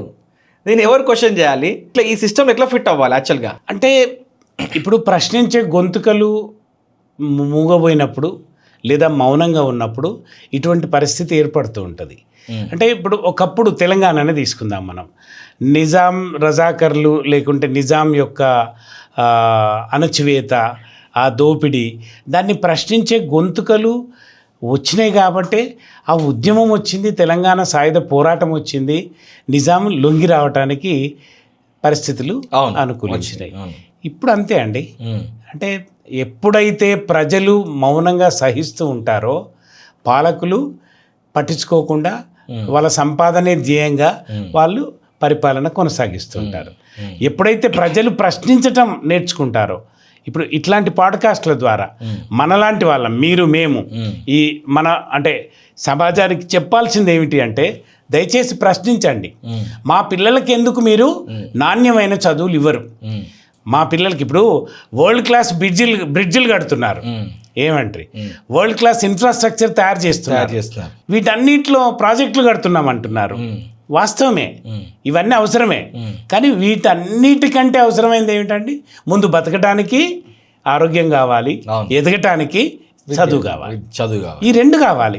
ఈ రెండింటిని మనం ఒక డిమాండ్గా క్రియేట్ చేసి ఒక ఉద్యమంగా మనం ప్రారంభించకపోతే, ఈ అంటే ఉద్యమం లేకుండా ఈ దేశంలో ఇప్పటి వరకు ఏది సాధించబడలేదు కదా. అంటే ఇప్పుడు అంటే మొఘళ్ళు పరిపాలించినప్పుడు మనం ఉద్యమం చేయలే కాబట్టి స్వాతంత్రం రాలే. బ్రిటిష్ వాళ్ళు పరిపాలించినప్పుడు మనం స్వాతంత్ర ఉద్యమం చేశాం కాబట్టి మనకు స్వాతంత్రం వచ్చింది. తెలంగాణ కావాలనుకొని ఉద్యమం చేసినాం కాబట్టి మనకు తెలంగాణ రాష్ట్రం ఆవిర్భావం జరిగింది. ఇప్పుడు క్వాలిటీ ఎడ్యుకేషన్ ప్రతి చైల్డ్కి, నా కుటుంబంలో నా పిల్లలకి ఎందుకు క్వాలిటీ ఎడ్యుకేషన్ ఇవ్వరు అంటే, ప్రతి పేరెంట్ కూడా ప్రత్యక్షంగానో పరోక్షంగానో ప్రభుత్వానికి పన్నులు కడుతున్నాడు కదా. ఇప్పుడు అంటే కొనే వంట నూనె మీద, కూరగాయల మీద, ప్రతి దాని మీద, ప్రతి సరుకు మీద ప్రభుత్వానికి పేదవాడు కూడా పన్ను కడుతున్నాడు. కేవలం సంపన్నులే కట్టట్లేదండి పన్ను, అందరూ కడుతున్నారు. అరే నేను కట్టే పన్ను, నా పెట్రోల్ మీద నువ్వు వసూలు చేసేటటువంటి సెస్, ఎడ్యుకేషన్ సెస్ కనీసం ఇప్పుడు మీరు అన్నట్టు జీడిపి పెంచటం అంటే లైక్ బడ్జెట్లో రేషియో పెంచటం వేరు ఎడ్యుకేషన్కి, కానీ ఎడ్యుకేషన్ పేరు మీద వసూలు చేస్తున్నటువంటి కనీసం వీటినైనా కూడా నాణ్యమైన విద్య పేదవాడికి అందించే దిశలో ప్రభుత్వాలు ఆలోచించనంత కాలం కేవలం పేదవాళ్ళను ఓట్లేసే వాళ్ళుగా ఏదో 5,000 రూపాయలు ఇస్తే ఒక ఓటు కొనుక్కోవచ్చు, లేదా ఒక బిర్యానీ పొట్లం ఇస్తే ఒక ఓటు కొనుక్కోవచ్చు అనే స్థాయిలోనే వీళ్ళు ఉండాలి అని ఆలోచించినంత కాలం పేదవాడి బతుకు అట్లాగే ఉంటుంది. రాజ్యాంగం నిర్దేశించినటువంటి పేదవాడికి ఉన్నవాడికి లేనివాడికి మధ్య వ్యత్యాసాన్ని తగ్గించే దిశగా ప్రభుత్వాలు పనిచేయాలనేది కేవలం ఒక భ్రమగానే మిగిలిపోద్ది అంతే. సార్ ఒక పాయింట్ సార్, ఇక్కడ మనకు మొన్న పంచాయతీరాజ్ ఎలక్షన్స్ జరిగినాయి. అవునండి, పంచాయతీ ఎలక్షన్స్ జరిగినాయి. పంచాయతీ ఎలక్షన్స్లో చాలామంది 1,000 రూపాయలు, 2,000, కొన్నిసార్లు 5,000, కొన్ని చోట్ల 10,000 కూడా ఓటుకు వాళ్ళ వెలగట్టుకొని మాకు డబ్బు ఇస్తేనే ఓటేస్తాము, ఇంట్లోంచి బయటకు వెళ్తాము, లేదా బూత్ దగ్గరికి వెళ్ళి మాకు ఎవరిస్తే వాళ్ళకి వేస్తామని చెప్పి అన్నారు. అబ్రహాం లింకన్ గారు ఒక మాట అంటారు, ఈ ప్రజలకు అధికారం ఇచ్చి చూడండి ఒకసారి వాళ్ళు ఎంత బ్రూటల్గా మారుతారని చెప్పేసి. అంటే అధికారం ఇచ్చి చూసిన తర్వాత వాళ్ళ క్యారెక్టర్ ఏం మారుతుంది అంటే, పవర్ ఇచ్చి చూడండి, అధికారం కాదు, పవర్ ఇచ్చి చూడండి వాళ్ళ క్యారెక్టర్ ఎట్లా మారుతుంది అనేది చూడండి. ఇక్కడ గెలిచిన తర్వాత ఒక రాజకీయ నాయకుడు కరప్ట్ ప్రాక్టీసెస్ చేస్తాడేమో, కానీ వీళ్ళు వాళ్ళని గెలిపించడానికే కరప్ట్ ప్రాక్టీసెస్ చేస్తున్నారు కదా. అంటే మీరు ఓటు వేసే అవకాశాన్ని ఒక పవర్గా కనుక మనం తీసుకుంటే, ఆ ఓటు వేసే విచక్షణ కల్పించేటటువంటి విద్యను ఇంకా పెద్ద పవర్గా చూడాలి కదా. చాలా పెద్ద పవర్. ఇప్పుడు ఆ పవర్ని డిమినిష్ చేసి కదా, ఆ పవర్ డిమినిష్ అయినందువలన, అంటే ఆ పవర్ లేకుండా చేసినందువలన వీళ్ళలో థింకింగ్ లేదు కదా. అవును, ఇప్పుడు అంటే సరి అయినటువంటి విద్య కనుక ఇచ్చి ఉంటే ఇలా ఆలోచించొద్దు, మేము ఇది ఈ రకమైనటువంటి నిర్ణయాలు లేకుంటే డిమాండ్లు ఇది సహేతుకమైంది కాదు, ఇది ఇది ప్రజాస్వామ్యానికి ఒక పెద్ద గొడ్డలి పెట్టు అవును అనే భావన కనుక విద్య ద్వారా కల్పించి ఉంటే కదా.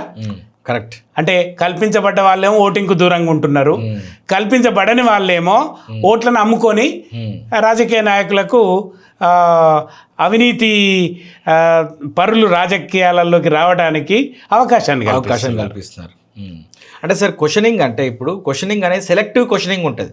అవును. ఇప్పుడు మీకు సెలెక్టివ్ క్వశ్చనింగ్ అని అంటే హైదరాబాద్ సెంట్రల్ యూనివర్సిటీలో ఒక 200-400 ఎకరాలు, correct me if I'm wrong, దాన్ని ఒక వెంచర్ కింద మార్చుదాం, గవర్నమెంట్ ఒక ఆప్షన్ చేద్దాం, వెంచర్ కింద మార్చుదాం అనుకున్నప్పుడు ఇంటర్నెట్ గాట్ ఎరప్టెడ్. ఈ జెన్జీ పిల్లలంతా కూడా ఇన్స్టాగ్రామ్లో, ఫేస్బుక్లో, ట్విట్టర్లో ఎక్కడ పడితే అక్కడ ట్వీట్లు చేశారు, దాని గురించి ఏఐ వీడియోస్ చేసి అక్కడ ఫ్లోరా ఫానా దెబ్బతింటుంది, ఆడ బయోడైవర్సిటీ దెబ్బతింటుంది అని చెప్పి సిటీ సెంటర్లో అట్లాంటి దెబ్బతింటే ఎయిర్ క్వాలిటీ ఇండెక్స్ మొత్తం కూడా కంప్లీట్గా పాడైపోయి మన ఢిల్లీ లాంటి పరిస్థితి వస్తుంది అన్నారు. బట్ ఒక 5 రాష్ట్రాల విస్తీర్ణం ఉన్నటువంటి సెంట్రల్ ఇండియా అడవులను ఈరోజు ప్రభుత్వము వాంటెడ్గా అక్కడ నుంచి రిసోర్సెస్ని ఎక్స్ట్రాక్ట్ చేద్దామని చెప్పేసి ట్రైబల్స్ని పక్కనేద్దామని చెప్పినప్పుడు ఒక్క post we have not even scene single post from the people. ఈ సెలెక్టివ్ క్రిటిసిజం కానీ సెలెక్టివ్ క్వశ్చనింగ్ కానీ లేకపోతే అసలు ఇండియా ఏంటి సార్? అసలు ఈ బాధలను తట్టుకోలేక 10 crore అండ్ అబోవ్ వర్త్ ఉన్న వాళ్ళంతా ఇండియాలోకి వెళ్ళి జంప్ అయిపోతున్నారు. అంటే వంశీ గారు ఇప్పుడు మీరు చెప్పిన దాంట్లో నాకు 3 అంశాలు కనబడుతున్నాయి. ఒకటేమో సెలెక్టివ్ క్వశ్చనింగ్కి సెలెక్టివ్ థింకింగే కదా. అవును. సెలెక్టివ్ థింకింగ్కి సెలెక్టివ్ ఇన్ఫర్మేషన్ ఫీడ్ కావాలి కదా. అవును. అంటే ఇప్పుడు ఏదైతే నేషనల్ మీడియా అంతా అక్కడ ఆ మైనింగ్ చేయటానికి దోహదం చేసేటటువంటి ఏదైతే కార్పొరేట్లకు అనుకూలమైన వాళ్ళ చేతులలో ఈ మీడియా ఉందో, మెయిన్ స్ట్రీమ్ మీడియాలో ఆ అంశాలు ఏమన్నా ప్రజలకు చేరవేత వస్తున్నాయా? రావట్లేదు, ప్రజల దృష్టికే రావట్లేదు. అది ఎవరో మీలాంటి పాడ్కాస్టర్స్ అంతో కొంత అలాంటి అంశాలను బయట పెడుతున్నారు. ఇలాంటి చూసే వాళ్ళు కూడా కొంచెం సెలెక్టివ్గానే ఉంటున్నారు, అంతే కదా. అంటే అంటే ఒక ప్రజలు ఏం థింక్ చేయాలి. అందుకే యువల్ నోవా హరారి అంటాడు, one of the famous thinkers of this generation. ఏమంటాడు అంటే ప్రజలు ఏం థింక్ చేయాలో, అసలు కంప్యూటర్లు హ్యాకింగ్ చేయబడట్లేదు. హ్యూమన్ మైండ్స్ డెమోక్రసీలో human minds are getting hacked. నువ్వు ఏం థింక్ చేయాలో నిర్ణయించబడుతున్నది, నువ్వు ఏం ఆలోచించాలో నిర్ణయించబడుతున్నది. అంటే ఈ రోజు మనం కనుక గమనిస్తే 150 సంవత్సరాల వందే మాతరం గురించి ఎన్ని గంటల చర్చ జరుగుతున్నది. ఇవాళ ఈరోజు ఈ దేశంలో ఎన్ని సమస్యలు లేవు. ఆ సమస్యల మీద మాట్లాడటానికి మనం ఎన్నుకున్నటువంటి నాయకులు కానీ లేదా మనకు జవాబుదారీ అయినటువంటి పార్లమెంట్లు కానీ ఎంత సమయాన్ని వెచ్చిస్తున్నాయి. అంటే మన ఆలోచనలని, మన చర్చల్ని, మన ప్రశ్నల్ని ఎంత హ్యాకింగ్ చేస్తున్నారో మీరు ఆలోచించవచ్చు. అది it is all selective hacking అంటాను నేను, సెలెక్టివ్ క్వశ్చనింగ్ కాదు. ఇక్కడ సెలెక్టివ్ హ్యాకింగ్ జరుగుతున్నది మన యూత్ని. అందుకని అంతకు ఆ పరిమితులను మించి మన వాళ్ళు ఆలోచించలేకపోతున్నారు. అలా ఆలోచించే పరిస్థితి వస్తుంది, తప్పకుండా వస్తుంది. నమ్మకం అంటే 100% అండి. అంటే ఏ కాలం ఎంత గొప్పది అంటే అది ఏ ఒక్క నియంతృత్వ పోకడల చేతుల్లో కూడా బందీ అయి ఉండదు. హిట్లర్, ముస్సోలిని, నెపోలియన్ ఇట్లాంటి వాళ్ళని ఎంతో మందిని చూసిండ్రు. ఈవెన్ ఇందిరాగాంధీ కూడా ఒక డిక్టేటర్గా మారిన పరిస్థితుల్లో కాలం ఇందిరాగాంధీని పక్కకు పెట్టింది, అంతే. ఎవ్వరు ప్రజాస్వామ్యాన్ని లేదా ఆ న్యాచురల్ ఫ్రీడమ్ ఆఫ్ థాట్ని సప్రెస్ చేయాలని చూస్తారో కాలం ఒప్పుకోదండి. It doesn't really tolerate. కొద్ది రోజులు నడుస్తుంది, బట్ ప్రజలు తప్పకుండా తిరగబడతారు. ఎస్, ఆ రోజు వస్తుంది. మీరు అంటున్నారు కదా, ఎందుకు ఇప్పుడు నక్సల్బరీ ఉద్యమాలు ఎందుకు వచ్చినాయి ఆ రోజుల్లో? ఇప్పుడు అలాంటి ఉద్యమాలు, అవే ఉద్యమాలు మళ్ళీ పునరావృతం కాకపోవచ్చు, కానీ ఏదో రకంగా ప్రశ్నించటం అనేది మానవ సహజ లక్షణం. అది ఓకే. ఇప్పుడు ఉన్నటువంటి విద్య ద్వారా నువ్వు ప్రశ్నించటాన్ని, జవాబుదారీతనాన్ని మాత్రమే, అంటే జవాబు చెప్పే లక్షణాన్ని మాత్రమే పెంపొందిస్తున్నావు, కానీ ప్రశ్నించే లక్షణాన్ని పిల్లల మనస్సుల్లో నుంచి, మస్తిష్కాల్లో నుంచి నువ్వు రుద్దేస్తున్నావు, తీసేస్తున్నావు నువ్వు. అట్లా పెరుగుతున్నారు పిల్లలు. ఇప్పుడు యువత ఎందుకు ప్రశ్నించట్లేదంటే, స్కూల్లో ఎక్కడండి, ఏ స్కూల్లోనైనా ఓ విద్యార్థి ప్రశ్నించే పరిస్థితి ఉందా? ప్రశ్నిస్తే ప్రశ్నను చంపేస్తారు కదా సార్, అంతే కదా. ఇప్పుడు ప్రశ్న చంపబడుతున్నది ఒక మాట, సొంతగా నేర్చుకోవటం అనేది బయటనే వదిలిపెట్టి లోపలికి రావాల్సిన పరిస్థితి ఏర్పడుతున్నది. అందుకే మేము పల్స్ అనే ఒక కొత్త మోడల్, పరంపర unique learning system of education అనే దాన్ని ప్రారంభించిన ఓయాసి స్కూల్లో. దాని ద్వారా ఏంటంటే పిల్లలు ప్రశ్నిస్తారు. ఇంకెట్లా ప్రశ్నిస్తారో చెప్తాను నేను. ఒక ఉపాధ్యాయుడు వచ్చి నేను పాఠం చెప్పడానికి సిద్ధంగా ఉన్నాను అంటే, మాస్టరు టీచర్ ఒక్క నిమిషం ఆగండి, మేము 10 మందిని 10 ప్రశ్నలు వేస్తాం, ఈ ప్రశ్నలకు మీరు జవాబు చెప్తే ఈ పాఠంలో అప్పుడు మీరు ప్రిపేర్ అయ్యి వచ్చినట్టు లెక్క. ఒక 80% మీరు స్కోర్ చేయలేకపోతే మీరు రేపు బాగా ప్రిపేర్ అయ్యి రండి అనే పరిస్థితిని క్రియేట్ చేసిన. ఒకప్పుడు ఎట్లా ఉండేదని అంటే, మేము క్వశ్చన్ చేసినప్పుడు అది ఎగ్జామ్లో రాదు, waste question, useless fellow, time waste చేయకనే వాళ్ళు. అసలు ఎంత ఘోరమైనటువంటి అంటే ఒక విద్యార్థిలోని క్రియేటివిటీని, క్యూరియాసిటీని, అంతే కదండి, చంపేయటం, అది అంతే, గొంతు నిలిమేయటం అన్నట్టు అంతే. ఒక విద్యార్థిని ఎప్పుడైతే ఉపాధ్యాయుడు అట్లా ఇది పరీక్షల్లో ఇంపార్టెంట్ కాదు, ఇది వేస్ట్ ప్రశ్న, నువ్వు టైం వేస్ట్ చేస్తున్నావు అని నొక్కేసిండు అనుకోండి, అట్లాంటి ఇంకొక 30 ప్రశ్నలు ఆ గొంతుకల్లో అట్లాగే చచ్చిపోతాయి అంతే. ఈ వ్యవస్థ మారాలండి, విధానం మారాలి అంతే. ఈ విధానంలో సమూలమైనటువంటి మార్పులు ఇప్పుడు జాతీయ నూతన విద్యా విధానం అని చెప్పేసి తీసుకొచ్చారు, నేషనల్ ఎడ్యుకేషన్ పాలసీ 2020. కానీ ఎక్కడ అమలు జరుగుతున్నదండి? అది అమలు ఎక్కడ? మీరు అన్నటువంటి దానికి కావలసినటువంటి నిధులు బడ్జెట్లో ఉండవు, నియామకాలు ఉండవు, ట్రైనింగ్ ఉండదు, పారదర్శకత ఉండదు, ప్రశ్నించడం అనేది అస్సలు ఉండదు, దాని మీద ఇయర్లీ ఒక వైట్ పేపర్ అనేది పబ్లిష్ చేయటం అనేది ఉండదు. కేవలం ఏంటంటే మేము ఏదో చేసినామని కనబడటాను. అంటే నాకు ఆ గతంలో ఉన్నటువంటి కాంగ్రెస్ ప్రభుత్వం ఇచ్చినటువంటి రైట్ టు ఎడ్యుకేషన్ యాక్ట్ అనుకోండి, లేకుంటే వీలు చేస్తున్నటువంటిది అనుకోండి బీజేపీ ప్రభుత్వం, నాకు ప్రభుత్వాలు అతీతం అండి. నేను చెప్తున్నా, నాకు పార్టీ కాదు ముఖ్యం. ప్రజల కోసం ఏ మంచి విద్యా విధానాన్ని నువ్వు తీసుకోవడానికి చిత్తశుద్ధితో నీ మాటలు నీ చేతలు రెండూ కూడా ఒకే రకంగా ఉండి ప్రజలకు లాభం కలుగుతున్నది, విద్యార్థికి న్యాయం జరుగుతున్నది అనేదే నా ఆక్రోశం, నా ఆవేదన, నా అభ్యర్థన. అలాంటి విద్యా విధానాన్ని మీరు ఇందాక అన్నారు కదా, ఏది ఎడ్యుకేషన్ మినిస్టర్లకి ఎడ్యుకేషన్ ఎంతున్నది అనేది. అవునండి, కేవలం ఒక గుమస్తా ఉద్యోగానికి మీరు ఇంత ఫిల్టరేషన్ చేస్తున్నారు కదా. అవును, ఎందుకు ఇంత ఫిల్టరేషన్, ఎందుకు ఇంత నాణ్యత కోసం తాపత్రయపడుతున్నారు చెప్పండి. 5 సంవత్సరాల కాలం ఒక దేశ భవిష్యత్తు, ఒక రాష్ట్ర భవిష్యత్తును నిర్ణయించేటటువంటి ఆ విద్యా వ్యవస్థకు ఒక తలమానికంగా లేదా ఒక హెడ్గా వ్యవహరించాల్సినటువంటి వ్యక్తికి ఎడ్యుకేషన్లో ఏం తెలుసు, ఎంత తెలుసు? ఒక ప్రశ్న అంటే ఒక పరీక్ష పెట్టండి, ఆయనకి మినిమం ఇన్ని మార్కులు వస్తేనే ఆయన ఎడ్యుకేషన్ మినిస్టర్గా అవసరం అని చెప్పండి. లేదా నువ్వు ఒక ఎడ్యుకేషన్ డైరెక్టర్గా, ప్రిన్సిపల్ సెక్రటరీగా మీరు బాధ్యతలు ఇచ్చే ముందు ఎడ్యుకేషన్ గురించి నీకేం తెలుసు, ఎంత తెలుసు? నేను మళ్ళీ చెప్తాను, ఎప్పటికి చెప్తాను. నేను ఏం చెప్తాను అంటే, ఎడ్యుకేషన్ సిస్టంలో నువ్వు ఒక పాలసీ మేకర్గా కానీ లేదా ఒక ఎగ్జిక్యూటివ్గా కానీ ఉండాలి నువ్వు అంటే కనీసం 1 సంవత్సర కాలమైన తరగతి గతి అనుభవం అనేది వ్యక్తికి చాలా అవసరం.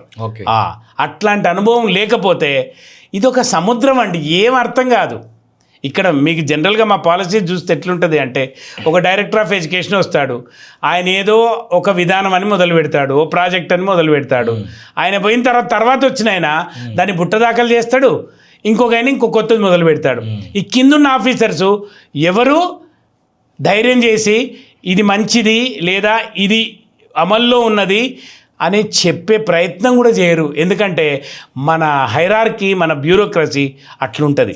ఇంకో మాటలో చెప్పాలి నువ్వు అని అంటే, అసలు మీకు ఫారెస్ట్కి అంటే కాపాడటం కోసం ఫారెస్ట్ సర్వీస్ ఉంది, అంటే ఇండియన్ అడ్మినిస్ట్రేషన్ అంటే మన సర్వీసెస్లో, సివిల్ సర్వీసెస్లో చూస్తే రైల్వేస్కి రైల్వే సర్వీసెస్ ఉన్నాయి, స్టాటిస్టికల్ సర్వీసెస్ ఉన్నాయి, ఏంటి మన ఇలా 23 సర్వీసులు, అన్ని 23 సర్వీసెస్ ఉన్నాయి.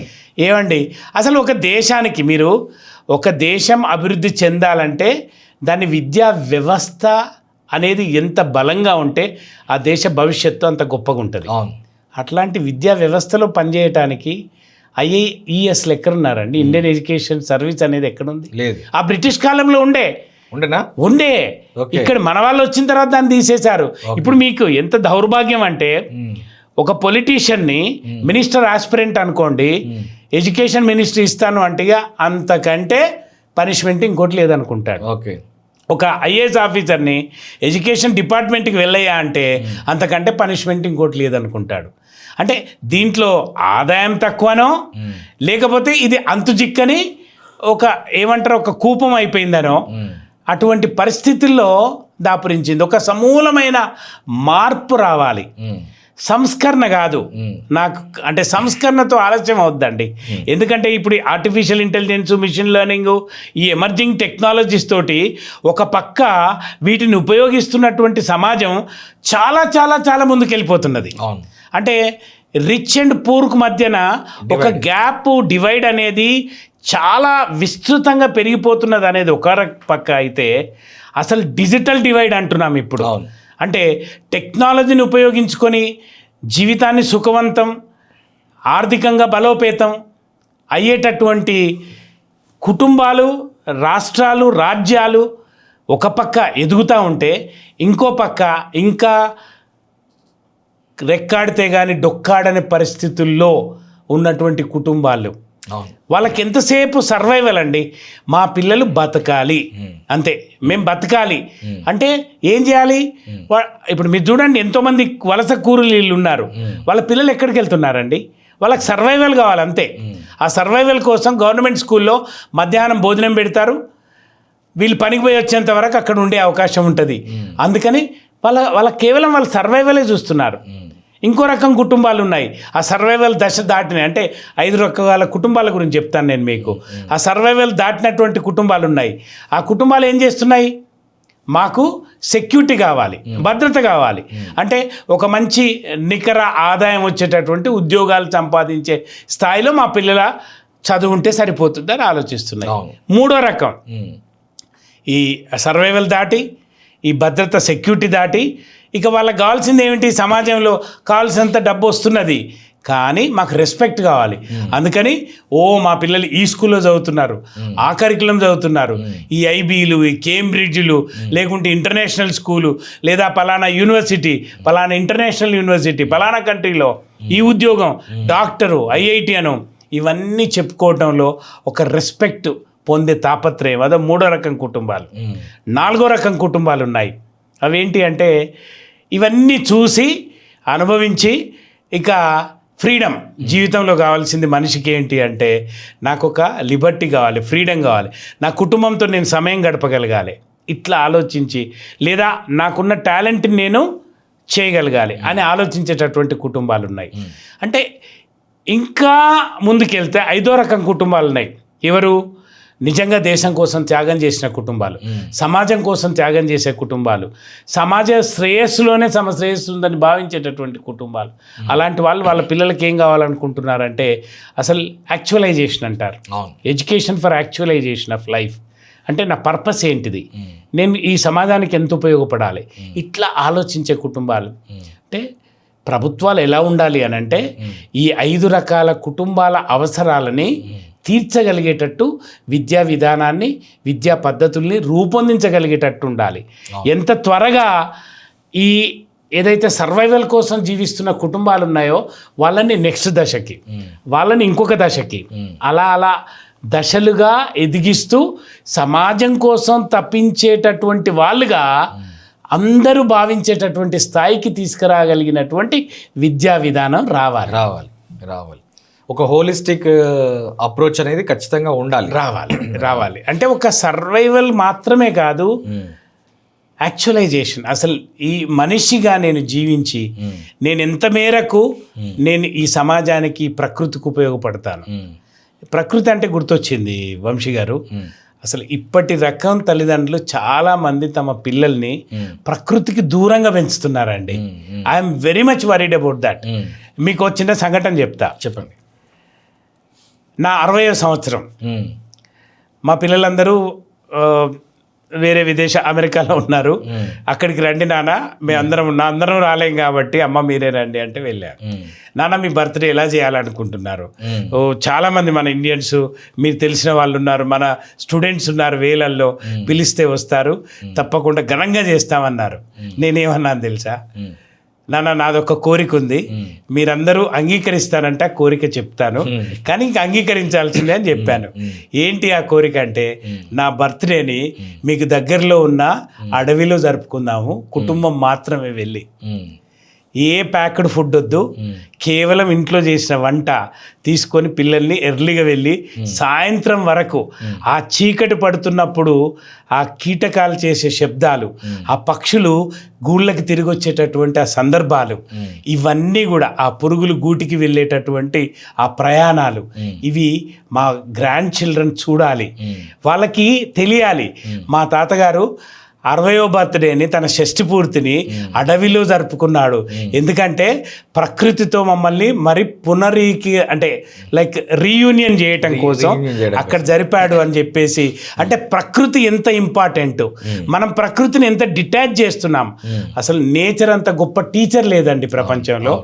ఆ నేచర్కే మనం మన పిల్లల్ని దూరం చేసి అసలు నేచర్ అనేది వాళ్ళ నేచర్లో లేకుండా చేస్తున్నాం మనం. కాబట్టి నా రిక్వెస్ట్ ఏంటంటే, ఇప్పుడు మీరు అంటే నేను వెళ్ళిన కంట్రీస్లో, చాలా కంట్రీస్లో కూడా ఖచ్చితంగా పిల్లల్ని అడవులకు పంపిస్తారు, పొలాలకు పంపిస్తారు, వ్యవసాయం చేపిస్తారు పిల్లలతోటి. ఆ అనుభవాలు వాళ్ళ జీవితంలో ముందు అసలు వాళ్ళకంటూ their belongingness. I don't belong to a colony, I don't belong to a community, I belong to the entire nature and world, I belong to the universe అనేటటువంటి ఒక భావన క్రియేట్ చేయాలి కదండి. నేను ఇంగ్లీష్ బోధించే టైంలో 10th క్లాస్లో ఒక గొప్ప పుస్తక లెసన్ ఉండేనండి. ఓకే, అది రుడ్యార్డ్ కిప్లింగ్ అని చెప్పేసి రాసినటువంటి పుస్తకం ద యూనివర్స్ అంటారు. Okay, the knowledge and wisdom అని. అంటే సమాచారాన్ని సేకరించడం కేవలం నాలెడ్జ్ అవుతుంది అంతే, కానీ ఆ సమాచారాన్ని ఎలా ఉపయోగించాలి అనేది విజ్డమ్ అవుతుంది. ఈ తల్లిదండ్రులకు ఈ రోజుల్లో కావాల్సింది కేవలం నాలెడ్జ్ని సంపాదించుకునే వాళ్ళుగా తమ పిల్లలు ఎదగాలని కోరుకోవద్దు. విద్యా సంస్థలు కూడా అట్లాగే పెట్టొద్దు. కానీ రియాలిటీలో చూసుకుంటే ఎవరికైతే ఎక్కువ మార్కులు వస్తున్నాయో వాడు గొప్ప, ఎవడైతే ఎక్కువ డబ్బు సంపాదిస్తున్నాడో వాడు గొప్ప. కానీ ఎవరికి ఎక్కువ క్రియేటివిటీ ఉన్నది గొప్ప కాదు, ఎవరు ఎంత హ్యాపీగా బతుకుతున్నారో ఇది కూడా గొప్ప కాదు. అంటే మీరు చెప్పే చర్చ కుటుంబాల్లో ఇలాగే జరుగుతున్నది. అంటే ఆ కంపారిజన్ కాన్ఫ్లిక్ట్లో కుటుంబాలు పడిపోయినాయి అండి, ట్రాప్లో పడిపోయినాయి. ఇప్పుడు దే ఆర్ కంపారిజన్ కాన్ఫ్లిక్ట్ అంటారు దీన్ని. ఎట్లా అంటే ఎంతసేపు తమ పిల్లల్ని కంపేర్ చేస్తాడు, అంటే ఇతరులతో కంపేర్ చేయటం, లేదా సిబ్లింగ్ కంపారిజన్ చేయటం. వాడు అంత బాగా తెచ్చుకుంటాడు మార్కులు, అంతే కదా. ఇప్పుడు మీరన్న దశలు ఏదైతే ఉన్నాయో, ఏది బాల్య దశ, తర్వాత విద్యార్థి దశ, తర్వాత ఉద్యోగ దశ, తర్వాత వివాహ దశ, ఇక తర్వాత సామాజిక దశలు మిగతాయి, ఇవన్నీ వస్తుంటాయి. మీరు చూడండి, విద్యార్థి దశలో ఏం చేస్తున్నారు అంటే ఎంపిక అనేది మార్కులతోటి ముడిపెట్టేసిండ్రు. ఓకే, తర్వాత వివాహ దశలో, ఉద్యోగ దశలో కూడా అంతే కదా, నీ నైపుణ్యాలతో పెట్టేసిండ్రు. నీకెంత మానవత్వం ఉంది, నువ్వెంత మనిషివి, నువ్వు సమాజం మీద నీకు ఉన్న అవగాహన ఏమిటి అనేది చూడకుండా నా కంపెనీలో నాకు అవసరమైన నైపుణ్యాలు నీకేమున్నాయి, ఆ నైపుణ్యాలను నువ్వు ఇన్వెస్ట్ చేసి నా కంపెనీ డెవలప్మెంట్కు నువ్వు ఎట్లా ఉపయోగపడతావు, అది వాళ్ళ సెలక్షన్ మోడల్ అయిపోయింది. ఇక్కడ నేను నేర్పింది నువ్వు ఎంత నేర్చుకొని పరీక్షల్లో నువ్వు మార్కులు సంపాదిస్తావు. ఇది ఉపాధ్యాయులకు, తల్లిదండ్రులకు ఇక్కడ ఒక ప్రామాణికం అయిపోయింది. ఇక మీరు అన్నట్టు వివాహం దగ్గరికి వచ్చేసరికి పెళ్లి దగ్గర ఎంత ఎక్కువ సంపాదిస్తుంది అమ్మాయి, లేదా ఎంత ఎక్కువ సంపాదిస్తున్నాడు అబ్బాయి, అంతే కదా. సంపాదన మాత్రమే. అంటే ఈ కొలమానాలలో పడి, మెజర్మెంట్స్లో పడి సమాజం ఎక్కడికి వెళ్ళిపోతున్నది అని అంటే అసలు మానవీయ విలువలే మర్చిపోతున్నారు. అందుకనే మీరు చూడండి, పూణేలో almost 42% divorce rate among the software engineers. Even Hyderabad also అంతే అండి. అంటే ఇప్పుడు మీరు అసలు జీవితానికి లక్ష్యం ఏమిటి, దీని యొక్క భావం ఏమిటి, దీని అర్థం ఏమిటి, దీని పర్పస్ ఏమిటి అనే ఒక ఏ చర్చ కుటుంబంలో జరగట్లేదండి. ఈవెన్ ఇన్స్టిట్యూషన్స్లో కూడా జరగట్లేదు. We're not making humans. Okay, ఆ హ్యూమనైజేషన్ అనేది పక్కకు వెళ్ళిపోయింది. అటు విద్యా సంస్థలలో జరగట్లేదు, ఇటు కుటుంబాల వ్యవస్థలలో కూడా జరగట్లేదు. అందుకే ఈ మధ్య నేను ఒక డాక్యుమెంట్ తయారు చేశానండి. 22 essential conversations for every couple in 21st century అని చెప్పి. 22 ఎసెన్షియల్ కన్వర్జేషన్స్ భార్యాభర్తల మధ్య పెళ్లి కాక ముందు నుంచి జరగాలి.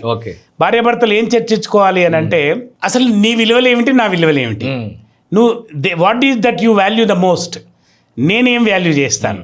చాలా మంది భార్యాభర్తలకి మీ భార్యకి ఇష్టమైన కలర్ ఏంటి, వంటకం ఏంటి, మీకు ఆమెకి బాగా ఇష్టమైన ప్లేస్ ఏంటి అని అడిగితే చెప్పలేరు వాళ్ళు. ఎందుకంటే లైఫ్ టైంలో తెలుసుకునే ప్రయత్నం చేయరు అసలుకి. ఇది ఒక పెళ్లి సంబంధం చూసుకున్నప్పుడు ఏం ఉద్యోగం చేస్తున్నాడు, ఏం కార్ నడుపుతున్నాడు, ఎక్కడ అపార్ట్మెంట్ తీసుకున్నాడు, వెనకాల ఎంత బ్యాక్గ్రౌండ్ ఉంది, రేపు ఎక్కడికి వెళ్ళగలుగుతాడో చూస్తారు. కానీ పెళ్ళైన తర్వాత రేపు మా అమ్మాయిని బాగా చూసుకుంటాడా లేదా, ప్రేమిస్తాడా లేడా అని చూస్తారా? వాళ్ళు చూడరు కదా. అమ్మాయిని కాదండి, అసలు తన మీద తనకి ఏ రకమైన నమ్మకం ఉంది, అంతే కదా. అంతే. ఇప్పుడు తన మీద తనకున్న అవగాహన ఏమిటి, ఇప్పుడు ఒక వ్యక్తికి తన మీద తనకున్న అవగాహన ఏమిటి అంటే, ఆనెస్ట్లీ స్పీకింగ్, ఇప్పుడు ఈ 22 కన్వర్జేషన్స్, ఎసెన్షియల్ కన్వర్జేషన్స్ అని చెప్పాను చూసారా, అవి పెళ్ళి కాకముందు నుంచే ప్రారంభం అవుతాయి. నేనేమంటాను అంటే, ఇద్దరు పెళ్ళికి అభ్యర్థులు అందాం మనం, ఓకే అంటే పెళ్లి కొడుకు పెళ్లి కూతురు ఇద్దరు ఒకవేళ తల్లిదండ్రుల అంగీకారమో, కుటుంబాల అంగీకారమో, వ్యక్తిగత అంగీకారంతో ఒక వివాహం అనే బంధంలో ఒకటి కావాలనుకుంటే, వాళ్ళిద్దరి మధ్య చర్చ ప్రారంభం కావాలి. వాళ్ళిద్దరు ఒకరి ఇష్టాలను కాదు, ముందు విలువల్ని తెలుసుకోవాలి. Okay, what is that you value the most అనే దగ్గర నుంచి ప్రారంభమై, డబ్బు దగ్గర కూడా చాలా ప్రాబ్లమ్స్ వస్తున్నాయి. నేనేం ప్రపోజ్ చేశాను అని అంటే, ఇద్దరు ఎంప్లాయీస్ అనుకోండి, నీ అకౌంట్ ఒకటి ఉండాలి, నా అకౌంట్ ఒకటి ఉండాలి, ఇద్దరు కలిపిన అకౌంట్ ఒకటి ఉండాలి. నా అకౌంట్లో నుంచి నేనేం ఖర్చు పెడతాను, నీ అకౌంట్లో నువ్వేం ఖర్చు పెట్టుకోవాలి, ఇద్దరు అకౌంట్ కంబైన్డ్ అకౌంట్లో నువ్వేం తెస్తావు, నేనేం తెస్తాను, దాంట్లో నుంచి దేనికి ఖర్చు పెట్టాలి. ఈ కంప్లీట్ క్లారిటీ లైఫ్ గురించి అండి ఉండాలి. ఈ 22 అంటే ఎసెన్షియల్ కన్వర్జేషన్స్లో ఇట్లా ప్రారంభమై, నా కుటుంబం నుంచి ఉన్న విలువలు ఏమిటి, సంస్కారాలు ఏమిటి, మీ కుటుంబం, ఈ పెళ్ళైన తర్వాత ఈ గొడవలు స్టార్ట్ అవుతాయి.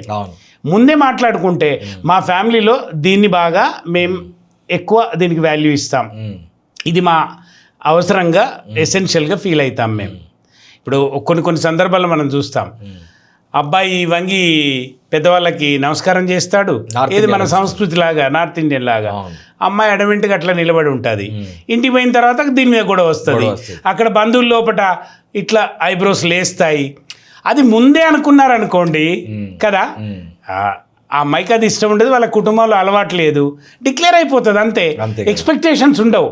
ఇట్లా అంటే సమాజంలో వచ్చే మార్పులు ఏమిటి, పొలిటికల్ చేంజెస్ ఏమిటి, క్లైమాటిక్ చేంజెస్ ఏం జరుగుతున్నాయి, ఇటువంటి అన్నీ కూడా మాట్లాడుకుంటూ పిల్లలకి ఎలాంటి విద్య ఇవ్వాలి, అసలు మనం ఎలాంటి ప్లేస్లో జీవించాలి, ఎలాంటి ఎన్విరాన్మెంట్ మన పిల్లలకి ఇవ్వాలి, ఎలాంటి ఎడ్యుకేషనల్ ఇన్స్టిట్యూషన్ సెలెక్ట్ చేసుకోవాలి, ఏ ఏజ్లో పిల్లల్ని కనాలి, ఎంతమందిని కనాలి, మన ఆర్థిక పరిస్థితి ఎట్లుండాలి, ఇట్లాంటి చర్చ కన్వర్జేషన్స్ అనేటి ఎప్పుడైతే మధ్య ఉంటాయో ఒక అవగాహన ఉంటుంది.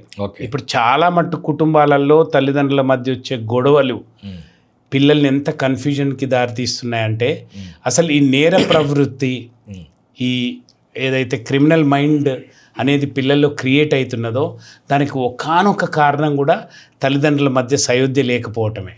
ఈ 22 కన్వర్జేషన్స్ ఏదైతే చెప్తున్నానో, ఇవి సాధ్యమైనంత వరకు కుటుంబంలో ఇట్లాంటి పరిస్థితులు రాకుండా ప్రివెంట్ చేయడానికి ఉపయోగపడతా ఉంటాయి. అక్కడి నుంచి స్టార్ట్ అయ్యి అసలు రేపు అంటే చాలా కుటుంబాల్లో అండి మీరు గమనించండి, ఆ మధ్య ఒక ఫ్యామిలీ మొత్తం ప్రయాణం చేస్తున్నది. ఆ కుటుంబంలో ఉన్న తాత, నానమ్మ, తర్వాత ఫాదర్, మదర్ అందరు చనిపోయారు, 2 పిల్లలు బ్రతికారు. ఎందుకు? యాక్సిడెంట్ అయ్యి. అంటే నేనేమంటాను అంటే, ఒక సడన్గా మనం ఆ ఊర్లో లేని పరిస్థితో, ఇంట్లో లేని పరిస్థితో, అసలు ఈ ప్రపంచంలో లేని పరిస్థితి వచ్చినప్పుడు మన పిల్లల యొక్క బాధ్యత ఎవరు వహించాలి, ఆ భావన కూడా ఉండాలండి ఖచ్చితంగా. ఆ జాగ్రత్త కూడా పేరెంట్స్ తీసుకోవాలి. అట్లాగే వాళ్ళు సంపాదించిన సంపాదనను ఎట్లా కాపాడుకోవాలి, ఎట్లా అభివృద్ధి పరచాలి. పిల్లలలో డబ్బు గురించినటువంటి మైండ్ సెట్ ఎట్లా తయారు చేయాలి కదా. మాకు బాగా ఉంది, మేము లావిష్గా స్పెండ్ చేయవచ్చా అనేది చేయవచ్చా, లేకుంటే కష్టం, సంపాదన, డబ్బు, దాని విలువ, బయట దానికి ఉన్నటువంటి విలువ, ఇవన్నీ పిల్లలకి తెలియజెప్పే విధానం ఏమిటి. అట్లాగే చివరికి వచ్చేసరికి ఒక ఓల్డ్ ఏజ్ అంటే హెల్త్కి సంబంధించినటువంటివి కూడా, అసలు మీ వైపు నుంచి ఏం జబ్బులు నువ్వు తెచ్చుకుంటున్నావు, నా వైపు నుంచి ఏం జబ్బులు తెస్తున్నాము, వీటిని ప్రివెంట్ చేయడానికి మనం ఏ రకమైనటువంటి లైఫ్ స్టైల్ కలిగి ఉండాలి. అట్లాగే ఎండ్లో అసలు మనం చనిపోయిన తర్వాత మన వీలునామా ఏంటి, మనల్ని ఎక్కడ సంస్కారాలు, అంతిమ సంస్కారాలు ఎక్కడ చేయాలి, ఎలా చేయాలి అంటే ఇంత డీటెయిల్డ్గా డీప్గా ఎప్పుడైతే ఈ కన్వర్జేషన్స్ అనేటివి జరుగుతాయో దాదాపుగా భార్యాభర్తల మధ్యన పొరపొచ్చాలు రాకుండా ఉండే అవకాశాలు ఎక్కువ ఉంటాయి. ఇంకో మాట ఏంటంటే ఏ తల్లిదండ్రులు అయితే ఇట్లాంటి డిఫరెన్స్ ఆఫ్ ఒపీనియన్స్ లేకుండా ఒక మంచి యూనిటీ ఇన్ దేర్ థింకింగ్ ఉంటుందో ఆ కుటుంబంలో పెరగటం పిల్లల అదృష్టం అండి. That is what I wish. కుటుంబాలు ఎలా ఉండాలి అని అంటే ప్రతి దాని మీద ఒక అవగాహన కలిగినటువంటి కుటుంబం అయి ఉండాలి. నేను ఎడ్యుకేషన్ సిస్టంలో నేను ఫ్యామిలీని కూడా ఒక ఇన్స్టిట్యూషన్గా చూస్తాను. మీకు 5 రకాల ఇన్స్టిట్యూషన్ చెప్తాను. ఒకటి అమ్మ ఒడి, అమ్మ కడుపులో పెరుగుతున్నప్పుడే మొట్టమొదటి ఇన్స్టిట్యూషన్. అమ్మ భావోద్రేకాలు, అమ్మ వింటున్నటువంటి అంశాలు, అమ్మ లోనవుతున్నటువంటి ఆందోళనలు లేదా సంతోషాలు, ఇవన్నీ కూడా బిడ్డని ఆ ఇన్స్టిట్యూషన్లో తన మైండ్ని తయారు చేస్తాయి, తన వైఖరులను తయారు చేస్తాయి. రెండవది కుటుంబం. కుటుంబం is a second institution. Third institution అనేది ఎడ్యుకేషనల్ ఇన్స్టిట్యూషన్, స్కూల్ కావచ్చు, కాలేజ్, యూనివర్సిటీ, అవన్నీ. ఫోర్త్ ఇన్స్టిట్యూషన్ అనేది neighbourhood and society. Fourth institution. Fifth institution అనేది నేచర్. ఈ కంప్లీట్ ఈ ఏదైతే ఈ ప్రకృతి ఉందో, ఈ ప్రపంచం ఉందో, ఈ విశ్వం ఉందో, అది ఒక ఇన్స్టిట్యూషన్. ఈ 5 ఇన్స్టిట్యూషన్స్లలో గనక ఎదుగుతున్నటువంటి పిల్లలకి ఒక మంచి పద్ధతితో కూడుకున్నటువంటి, నేను ఒక సాంప్రదాయం నేను విలువలతో కూడుకున్నటువంటి పెంపకం ఎక్కడైతే అందుబాటులోకి వస్తుందో ఆ పిల్లలు అదృష్టవంతులు. వాళ్ళు సమాజానికి కాంట్రిబ్యూటర్స్గానే ఉంటారు కానీ కంట్రోలర్గా తయారు గారు. This is what I feel అండి. సార్, మన విద్యా వ్యవస్థ ఎంప్లాయీస్ని, ఉద్యోగుల్ని మాత్రమే జనరేట్ చేస్తుంది కానీ ఆంటర్ప్రినర్స్ని జనరేట్ చేయట్లేదు. ఒక షిఫ్ట్ని మనం, ఒక పారాడైమ్ షిఫ్ట్ని మనం చూసుకున్నట్లయితే, అవును, అమెరికాలో కాలేజ్ డ్రాప్అవుట్స్, గ్రాడ్యుయేషన్ డ్రాప్అవుట్స్ అయినటువంటి మార్క్ జకర్బర్గ్ కావచ్చు, స్టీవ్ జాబ్స్ కావచ్చు, బిల్ గేట్స్ కావచ్చు, ఈరోజు ప్రపంచాన్ని నడిపించే టెక్నాలజీస్ మొత్తం వాళ్ళ లీడర్షిప్లో వచ్చినాయి. ఇండియాలో క్రియేటివిటీ అనేది ఒక క్రైము, ఒక ఇల్లీగల్ పదం అన్న విధంగా చూస్తారు. రీసెంట్గా ఐబొమ్మ అని ఒక వెబ్సైట్ని నిర్వహించే వ్యక్తి ఇంటరే చదువుకున్నాడు. ఆయన ఐబొమ్మ రవి అని న్యూస్లో ఉన్నారు. ఆయన యూట్యూబ్లో చూసి ఎథికల్ హ్యాకింగ్ నేర్చుకున్నారు సార్. ఆయనని ఇండియాకి ఎన్ని రకాలుగా యూజ్ చేసుకోవచ్చు అంటే ఇలాంటి వాళ్ళు ఎంతోమంది ఉన్నారు. ఇలాంటి పరిస్థితి పోవాలంటే ఏం చేయాలంటారు సార్? అంటే భారతీయ ఎడ్యుకేషన్, ఇండియన్ ఎడ్యుకేషన్కి బయట వెస్ట్లో ఉన్న ఎడ్యుకేషన్కి, అంటే ఇప్పుడు మీరు చెప్తున్నది మీ ఎగ్జాంపుల్స్ అన్నీ వెస్ట్లో ఉన్నటువంటి ఎగ్జాంపుల్స్. మేజర్ డిఫరెన్స్ ఏంటంటే మనది రిపిటేటివ్ ఎడ్యుకేషన్. అంటే ఒకటే అంశాన్ని ఏది ఆ వేదాలలో ఉన్న శ్లోకాల్ని వల్లెవేయటం అదే అనుక్రమం ఇక్కడి వరకు వచ్చింది. రోట్ లెర్నింగ్ అంటాము, రెసిటేషన్ అంటాం, రిపిటేషన్, రెసిటేషన్. అదే బయట ఉన్నటువంటి ఎడ్యుకేషన్ ఇంక్విజిటివ్, అంటే ఇన్వెస్టిగేటివ్ ఎడ్యుకేషన్ అన్నట్టు. అది అంటే ఒక అంశాన్ని ఇచ్చి దాన్ని ఎన్ని విధాలుగా దాన్ని పరిశోధించాలో అన్ని రకాలుగా దాని ప్రాజెక్ట్ లెర్నింగ్ అంటారు, లేకపోతే హ్యాండ్స్ ఆన్ లెర్నింగ్ అంటారు, ఎక్స్పీరియన్షియల్ లెర్నింగ్ అంటారు. ఇట్లా ఎన్నో రకాలుగా ఎడ్యుకేషన్ అనేది, నేను వెళ్ళిన ప్రతిసారి దాదాపు ఏ దేశంలో వెళ్ళినా కూడా అక్కడ విద్యా విధానం ఎట్లుంది అనేది గమనిస్తూ ఉంటాను. అదొక అంశం. ఇంకో రెండో అంశం ఏంటంటే తరగతి గదిలో బాగా చదువుకునేటటువంటి విద్యార్థులు వాస్తవానికి ఉద్యోగస్తులు అవుతారు. ఇప్పుడు మీకు అందుకే కదా మైక్రోసాఫ్ట్ బిల్ గేట్స్ ఏమంటాడు, నేను ఏ యూనివర్సిటీలో గోల్డ్ మెడల్ కొట్టలేదు, కానీ ప్రపంచంలో గోల్డ్ మెడల్ కొట్టిన అన్ని యూనివర్సిటీల్లో గోల్డ్ మెడల్ కొట్టిన వాళ్ళు నా మైక్రోసాఫ్ట్ కంపెనీలో ఉద్యోగులుగా పనిచేస్తున్నారు అంటాడు. రాసుకో. బేసిక్గా మనం గమనిస్తే స్టాటిస్టిక్స్ ఆఫ్ ఎడ్యుకేషన్ గమనిస్తే ఈ 20% ఎవరైతే బ్యాక్ బెంచర్స్ ఉంటారో వాళ్ళల్లో చాలామంది ఎంటర్ప్రెన్యూర్స్ అవుతారు. ఈ 80% ఎవరైతే ఈ ఫస్ట్ ర్యాంకర్స్ ఉంటారో వాళ్ళ దగ్గర ఎంప్లాయీస్ అవుతారు. అదే అతడు సినిమాలో ఉంటుంది కదా ఒకటి, ఏం చేస్తున్నారా మన వాళ్ళంతా అంటే సునీల్ చెప్తాడు, బాగా చదువుకున్న వాళ్ళందరూ టీచర్లు అయ్యారు, చదువురాని వాళ్ళంతా స్కూల్ పెట్టుకున్నారు అని చెప్తాడు ఆయన. సో ఇదే సార్ థింగ్ ఏంటంటే ఎడ్యుకేషన్ సిస్టమ్ మారాలా, లేకపోతే మనం మారాలా, లేకుంటే మనము ఈ సిస్టంలో ఎట్లా ఫిట్ అవ్వాలనేది అబ్సల్యూట్ క్వశ్చన్. ఇప్పుడు ప్రతి వ్యక్తికి కూడా సిస్టమ్ను మార్చే అంత శక్తి ఉండదు, కానీ ప్రయత్నం చేయాలి ఒక పక్క.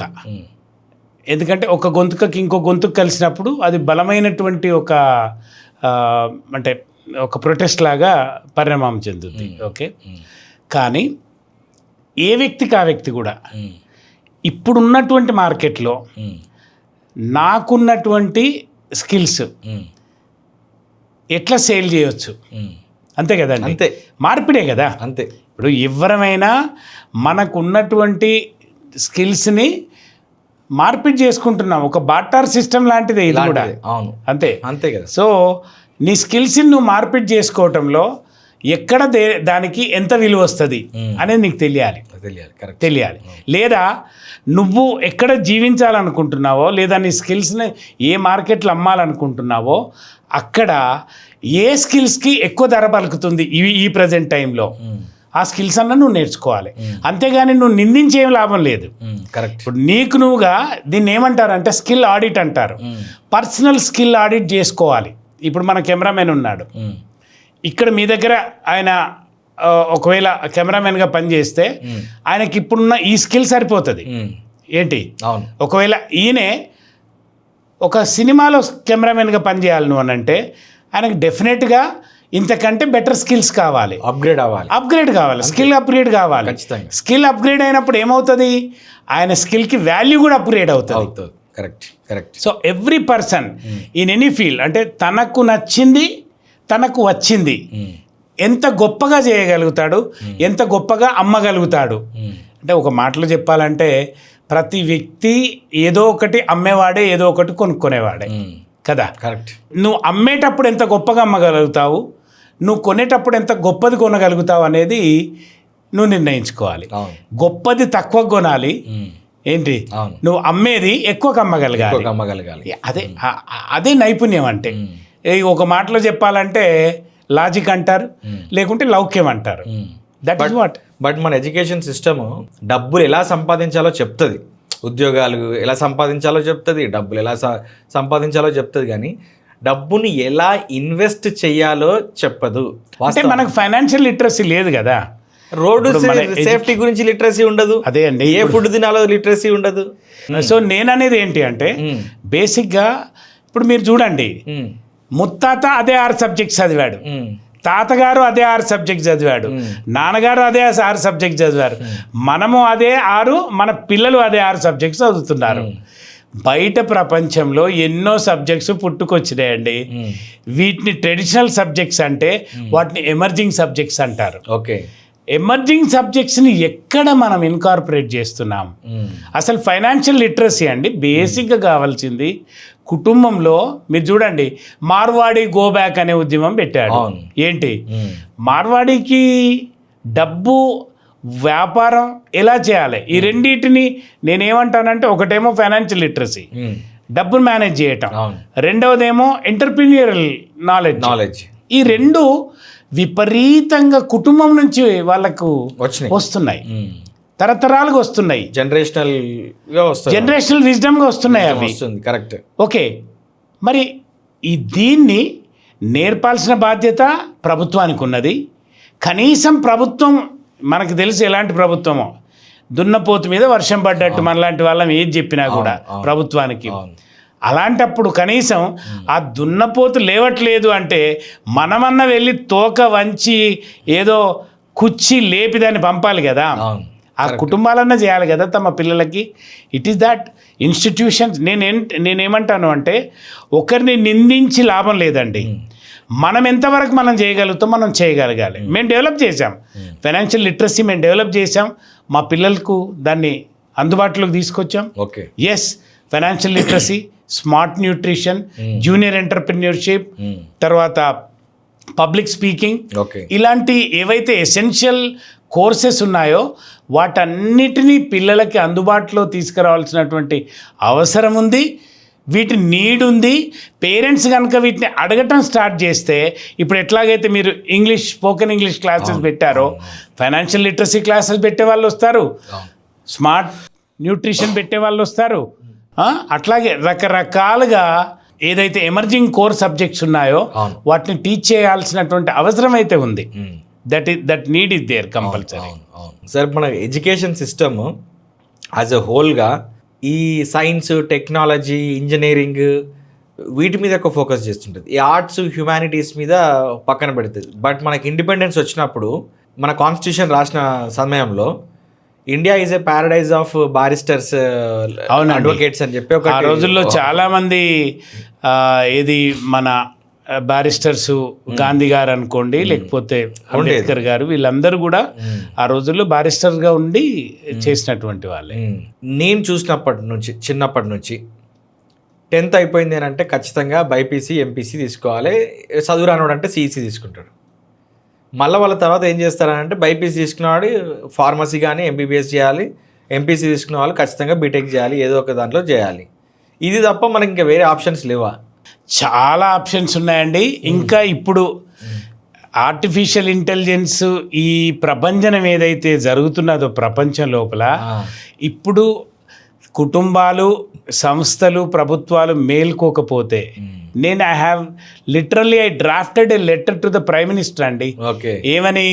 ఆర్టిఫిషియల్ ఇంటెలిజెన్స్లో ప్రాంప్ట్ ఇంజనీరింగ్ని ఒక కోర్సుగా కంపల్సరీ 1st గ్రేడ్ నుంచి 12th గ్రేడ్ వరకు ఒక సబ్జెక్టుగా ఇంట్రడ్యూస్ చేయమని ఒక లెటర్ డ్రాఫ్ట్ చేశాను నేను.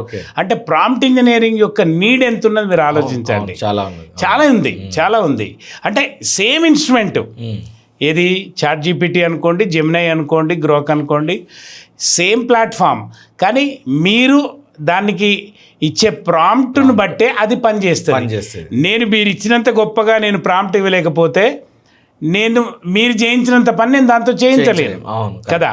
అందుకని ఈ ఎసెన్షియల్స్ ఏవైతే ఉన్నాయో వీటిని 100% మనం రికగ్నైజ్ చేసి సొసైటీలో మనం ఆ మార్పులు తీసుకురావాలి, విద్యారంగంలో మార్పులు తీసుకురావాలండి.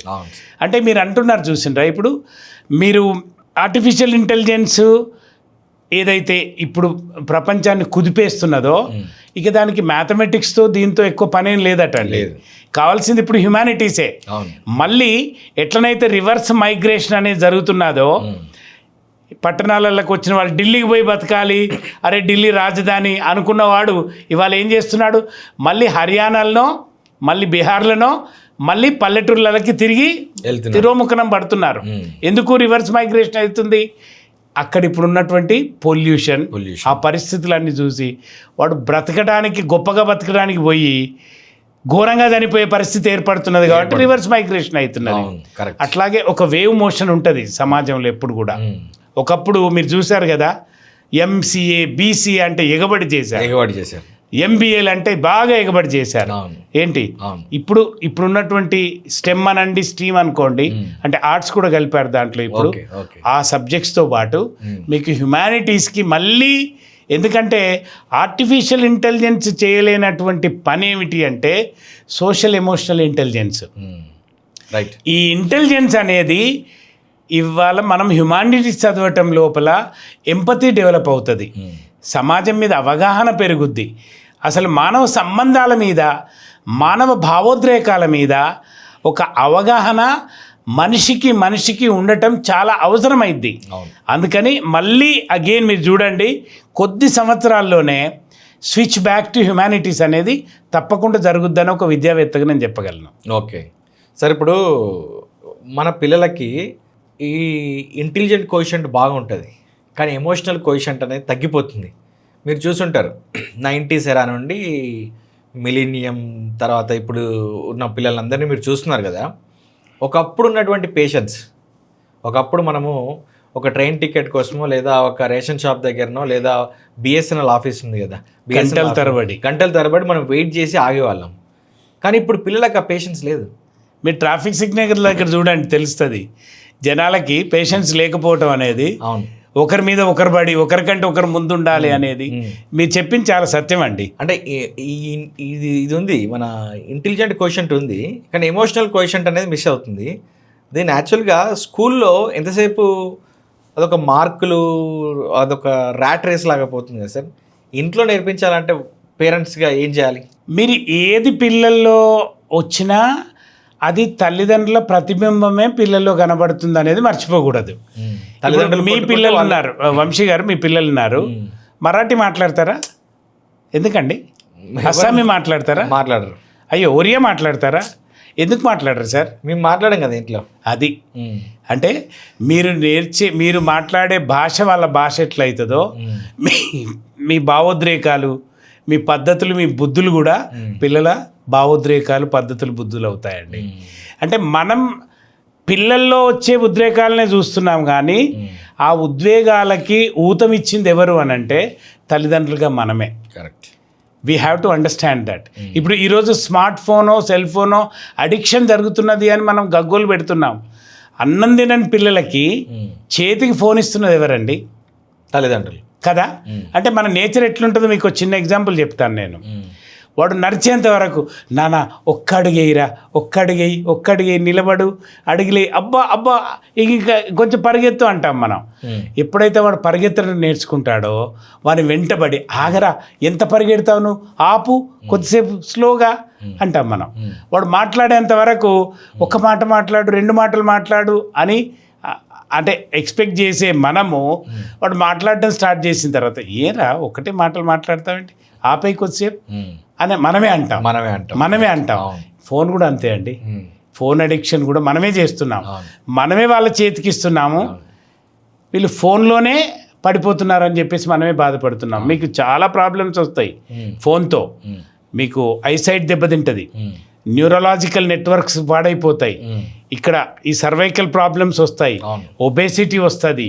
ఆల్మోస్ట్ అంగాంగాల మీద every part of the body is going to be adversely affected by giving mobile to children or digital devices to children.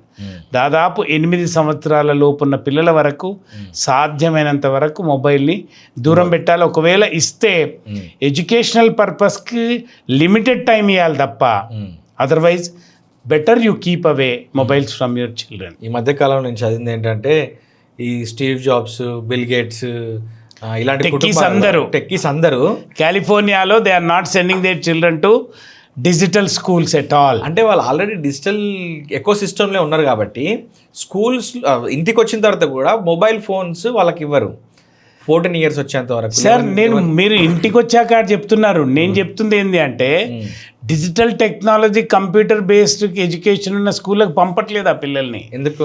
Nature based స్కూల్స్కి పంపిస్తున్నారు. ఎందుకు అంటే అది ఎంత డ్యామేజింగో వాళ్ళకి ప్రత్యక్షంగా తెలుసు కాబట్టి. మనకేమో అదొక ఏమైపోయింది, ఆకర్షణ లాగా అయిపోయింది. వాస్తవంగా దాన్ని కనిపెట్టిన వాళ్ళకేమో దాని డ్యామేజ్ అనేది తెలిసిపోయింది అన్నాడు. ఎస్ సార్, మంచి విద్యా వ్యవస్థ లేకపోవడం వల్ల మంచి పౌరులు అవ్వరు. మంచి పౌరులు లేకపోతే ఒక మంచి సమాజం ఉండదు. ఒక మంచి సమాజం లేకపోతే ఒక మంచి దేశం ఉండదు. మంచి దేశం లేకపోతే మంచి భవిష్యత్తు, శాంతి అనేది, శాంతియుతమైన ప్రపంచ నిర్మాణం జరగదు. సో దీన్ని కలెక్టివ్గా అటు ప్రభుత్వాలు, ఇటు స్కూల్స్, ఇటు తల్లిదండ్రులు ఇదంతా చేయాలంటే మీలాంటి వాళ్ళు ఎంతోమంది, మీరు ఒక్కరే కాదు, మీరు చేసేంత వరకు చేస్తున్నారు. ఈరోజు కూడా ముచ్చింతల దగ్గర అక్కడ స్కూల్లో చేసి ఇక్కడికి వచ్చారు. You have come all the way from Warangal to Hyderabad. Thank you sir, thank you so much for coming to this podcast.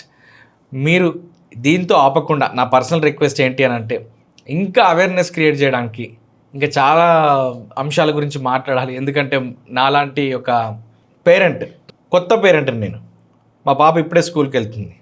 ఏం చేయాలి అనే విషయం మాకు తెలియదు.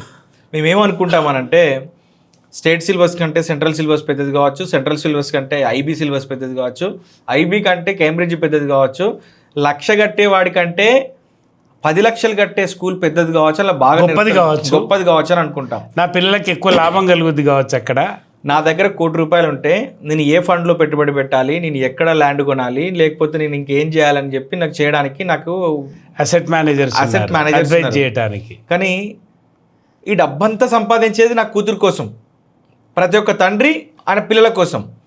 మరి పిల్లల్ని ఏం చదివించాలి, వీళ్ళకి ఏం స్కిల్ నేర్పించాలి, వాళ్ళ లోపల నైపుణ్యాలను ఏం కనుక్కోవాలనేది లేదు సార్. సో మీలాంటి వాళ్ళు దయచేసి it's my personal request for you, తప్పకుండా చేస్తారని చెప్పి ఆశిస్తున్నాను sir. Thank you so much sir. Thank you Vamshi. రానున్న రోజుల్లో అసలు పిల్లల యొక్క నైపుణ్యాలని, వాళ్ళ ఆసక్తుల్ని, వాళ్ళ మైండ్ సెట్ని స్టడీ చేసి ఈ పిల్లలకి ఎలాంటి ఎడ్యుకేషన్ అయితే మీ లక్ష్యాలు అంటే తల్లిదండ్రుల యొక్క అంబిషన్స్ ఉంటాయి కదా, వాటికి ఈ పిల్లల యొక్క mind set, talent set, skill set అవుతుందా, లేదా పేరెంట్ తన అంబిషన్ని మోడిఫై చేసుకోవాలా అనేటటువంటి పద్ధతుల్లో తప్పకుండా ఆర్గనైజేషన్స్ వస్తాయి. మాలాంటి వాళ్ళమంతా అట్లాంటి ఆర్గనైజేషన్స్కి మేము గైడ్స్ గానో కన్సల్టెంట్స్ గానో ఉంటాము.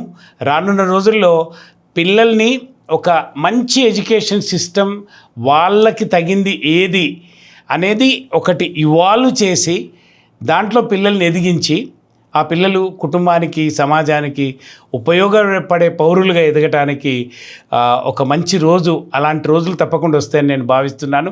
పేరెంట్స్ కూడా చాలా సెన్సిటివ్గా ఆలోచించి, చాలా అంటే గొర్రెదాటులాగా కాకుండా ఏదో ఒకసారి ఒక పేరెంట్ అన్నాడు, ఏమన్నాడు అంటే, సార్ నేను ట్రాన్స్ఫర్ అయ్యి ఊరు వచ్చాను, ఏ స్కూల్లో ఎక్కువ ఫీజు ఉంది అని అడిగాను, ఇంకా డైరెక్ట్గా ఇలా స్కూల్లో జాయిన్ చేశాను అన్నాడు. అది నాకెందుకో కరెక్ట్ అనిపించలేదు. ఫీజు ఎక్కువ ఉన్నంత మాత్రాన ఆ స్కూల్లో చదువు ఆ పిల్లలకు ఉపయోగపడేలా ఉంటుంది అని అనుకోవటం ఒక భ్రమే అవుతుంది. తక్కువ ఫీజు ఉన్నటువంటి స్కూల్లో కూడా ఆ పాఠశాల నిర్వాహకుని కనుక చదువు మీద ఒక గొప్ప ఆశయం, లక్ష్యం కనుక ఉంటే ప్రతి విద్యార్థితో కనెక్ట్ అయ్యి ఆ విద్యార్థిని మాపనం చేసి, అంటే ఇవాల్యుయేట్ చేసి ఆ చైల్డ్కి సరిపోయేటటువంటి ప్రాపర్ ఎడ్యుకేషన్ని డిజైన్ చేసి ఇస్తున్నటువంటి తక్కువ ఫీజు ఉన్న స్కూల్ అయినా కూడా అది గొప్ప స్కూలే నా దృష్టిలో. అట్లాంటి స్కూల్ చాలా ఉన్నాయి మన దేశంలో. కాబట్టి తల్లిదండ్రులు కేవలం ఫీజు ఎక్కువ ఉంటేనో లేదా ఏదో ఇంటర్నేషనల్ కరికులం అంటేనో అది గొప్పగా ఉంటుంది, మా పిల్లలకు బాగా ఉపయోగపడుతుంది అనుకునే కంటే తమ పిల్లల్ని మానవుల్లాగా చూసి మనుషుల్లాగా ఎదిగించి ఉత్తమమైన పౌరులా తీర్చిదిద్దేటటువంటి విద్యా విధానం ఉన్న పాఠశాలల్ని, విద్యా విధానాన్ని గుర్తించి వాళ్ళ పిల్లల చదువుని అక్కడ కనుక ఎంచుకొని కొనసాగించినట్టయితే తప్పకుండా తల్లిదండ్రుల యొక్క కలలు నెరవేరుతాయి. ఈ సమాజానికి కూడా మంచి పౌరులను అందించడంలో తల్లిదండ్రులు ఒక మాదిరి, అంటే ఒక ఎగ్జాంపుల్గా ఉండిపోతారని నేను భావిస్తున్నాను. అట్లాంటి రోజులు తప్పకుండా మన భారతదేశంలో కూడా రావాలని కోరుకుంటున్నాను. మీ అడ్వైస్ ప్రకారం ఈ ఆలోచన విధానాన్ని విస్తృతపరచడానికి మేము ఎంత చేయాలో తప్పకుండా చేయాలి సార్. తప్పకుండా. Thank you Vamshi. Thank you.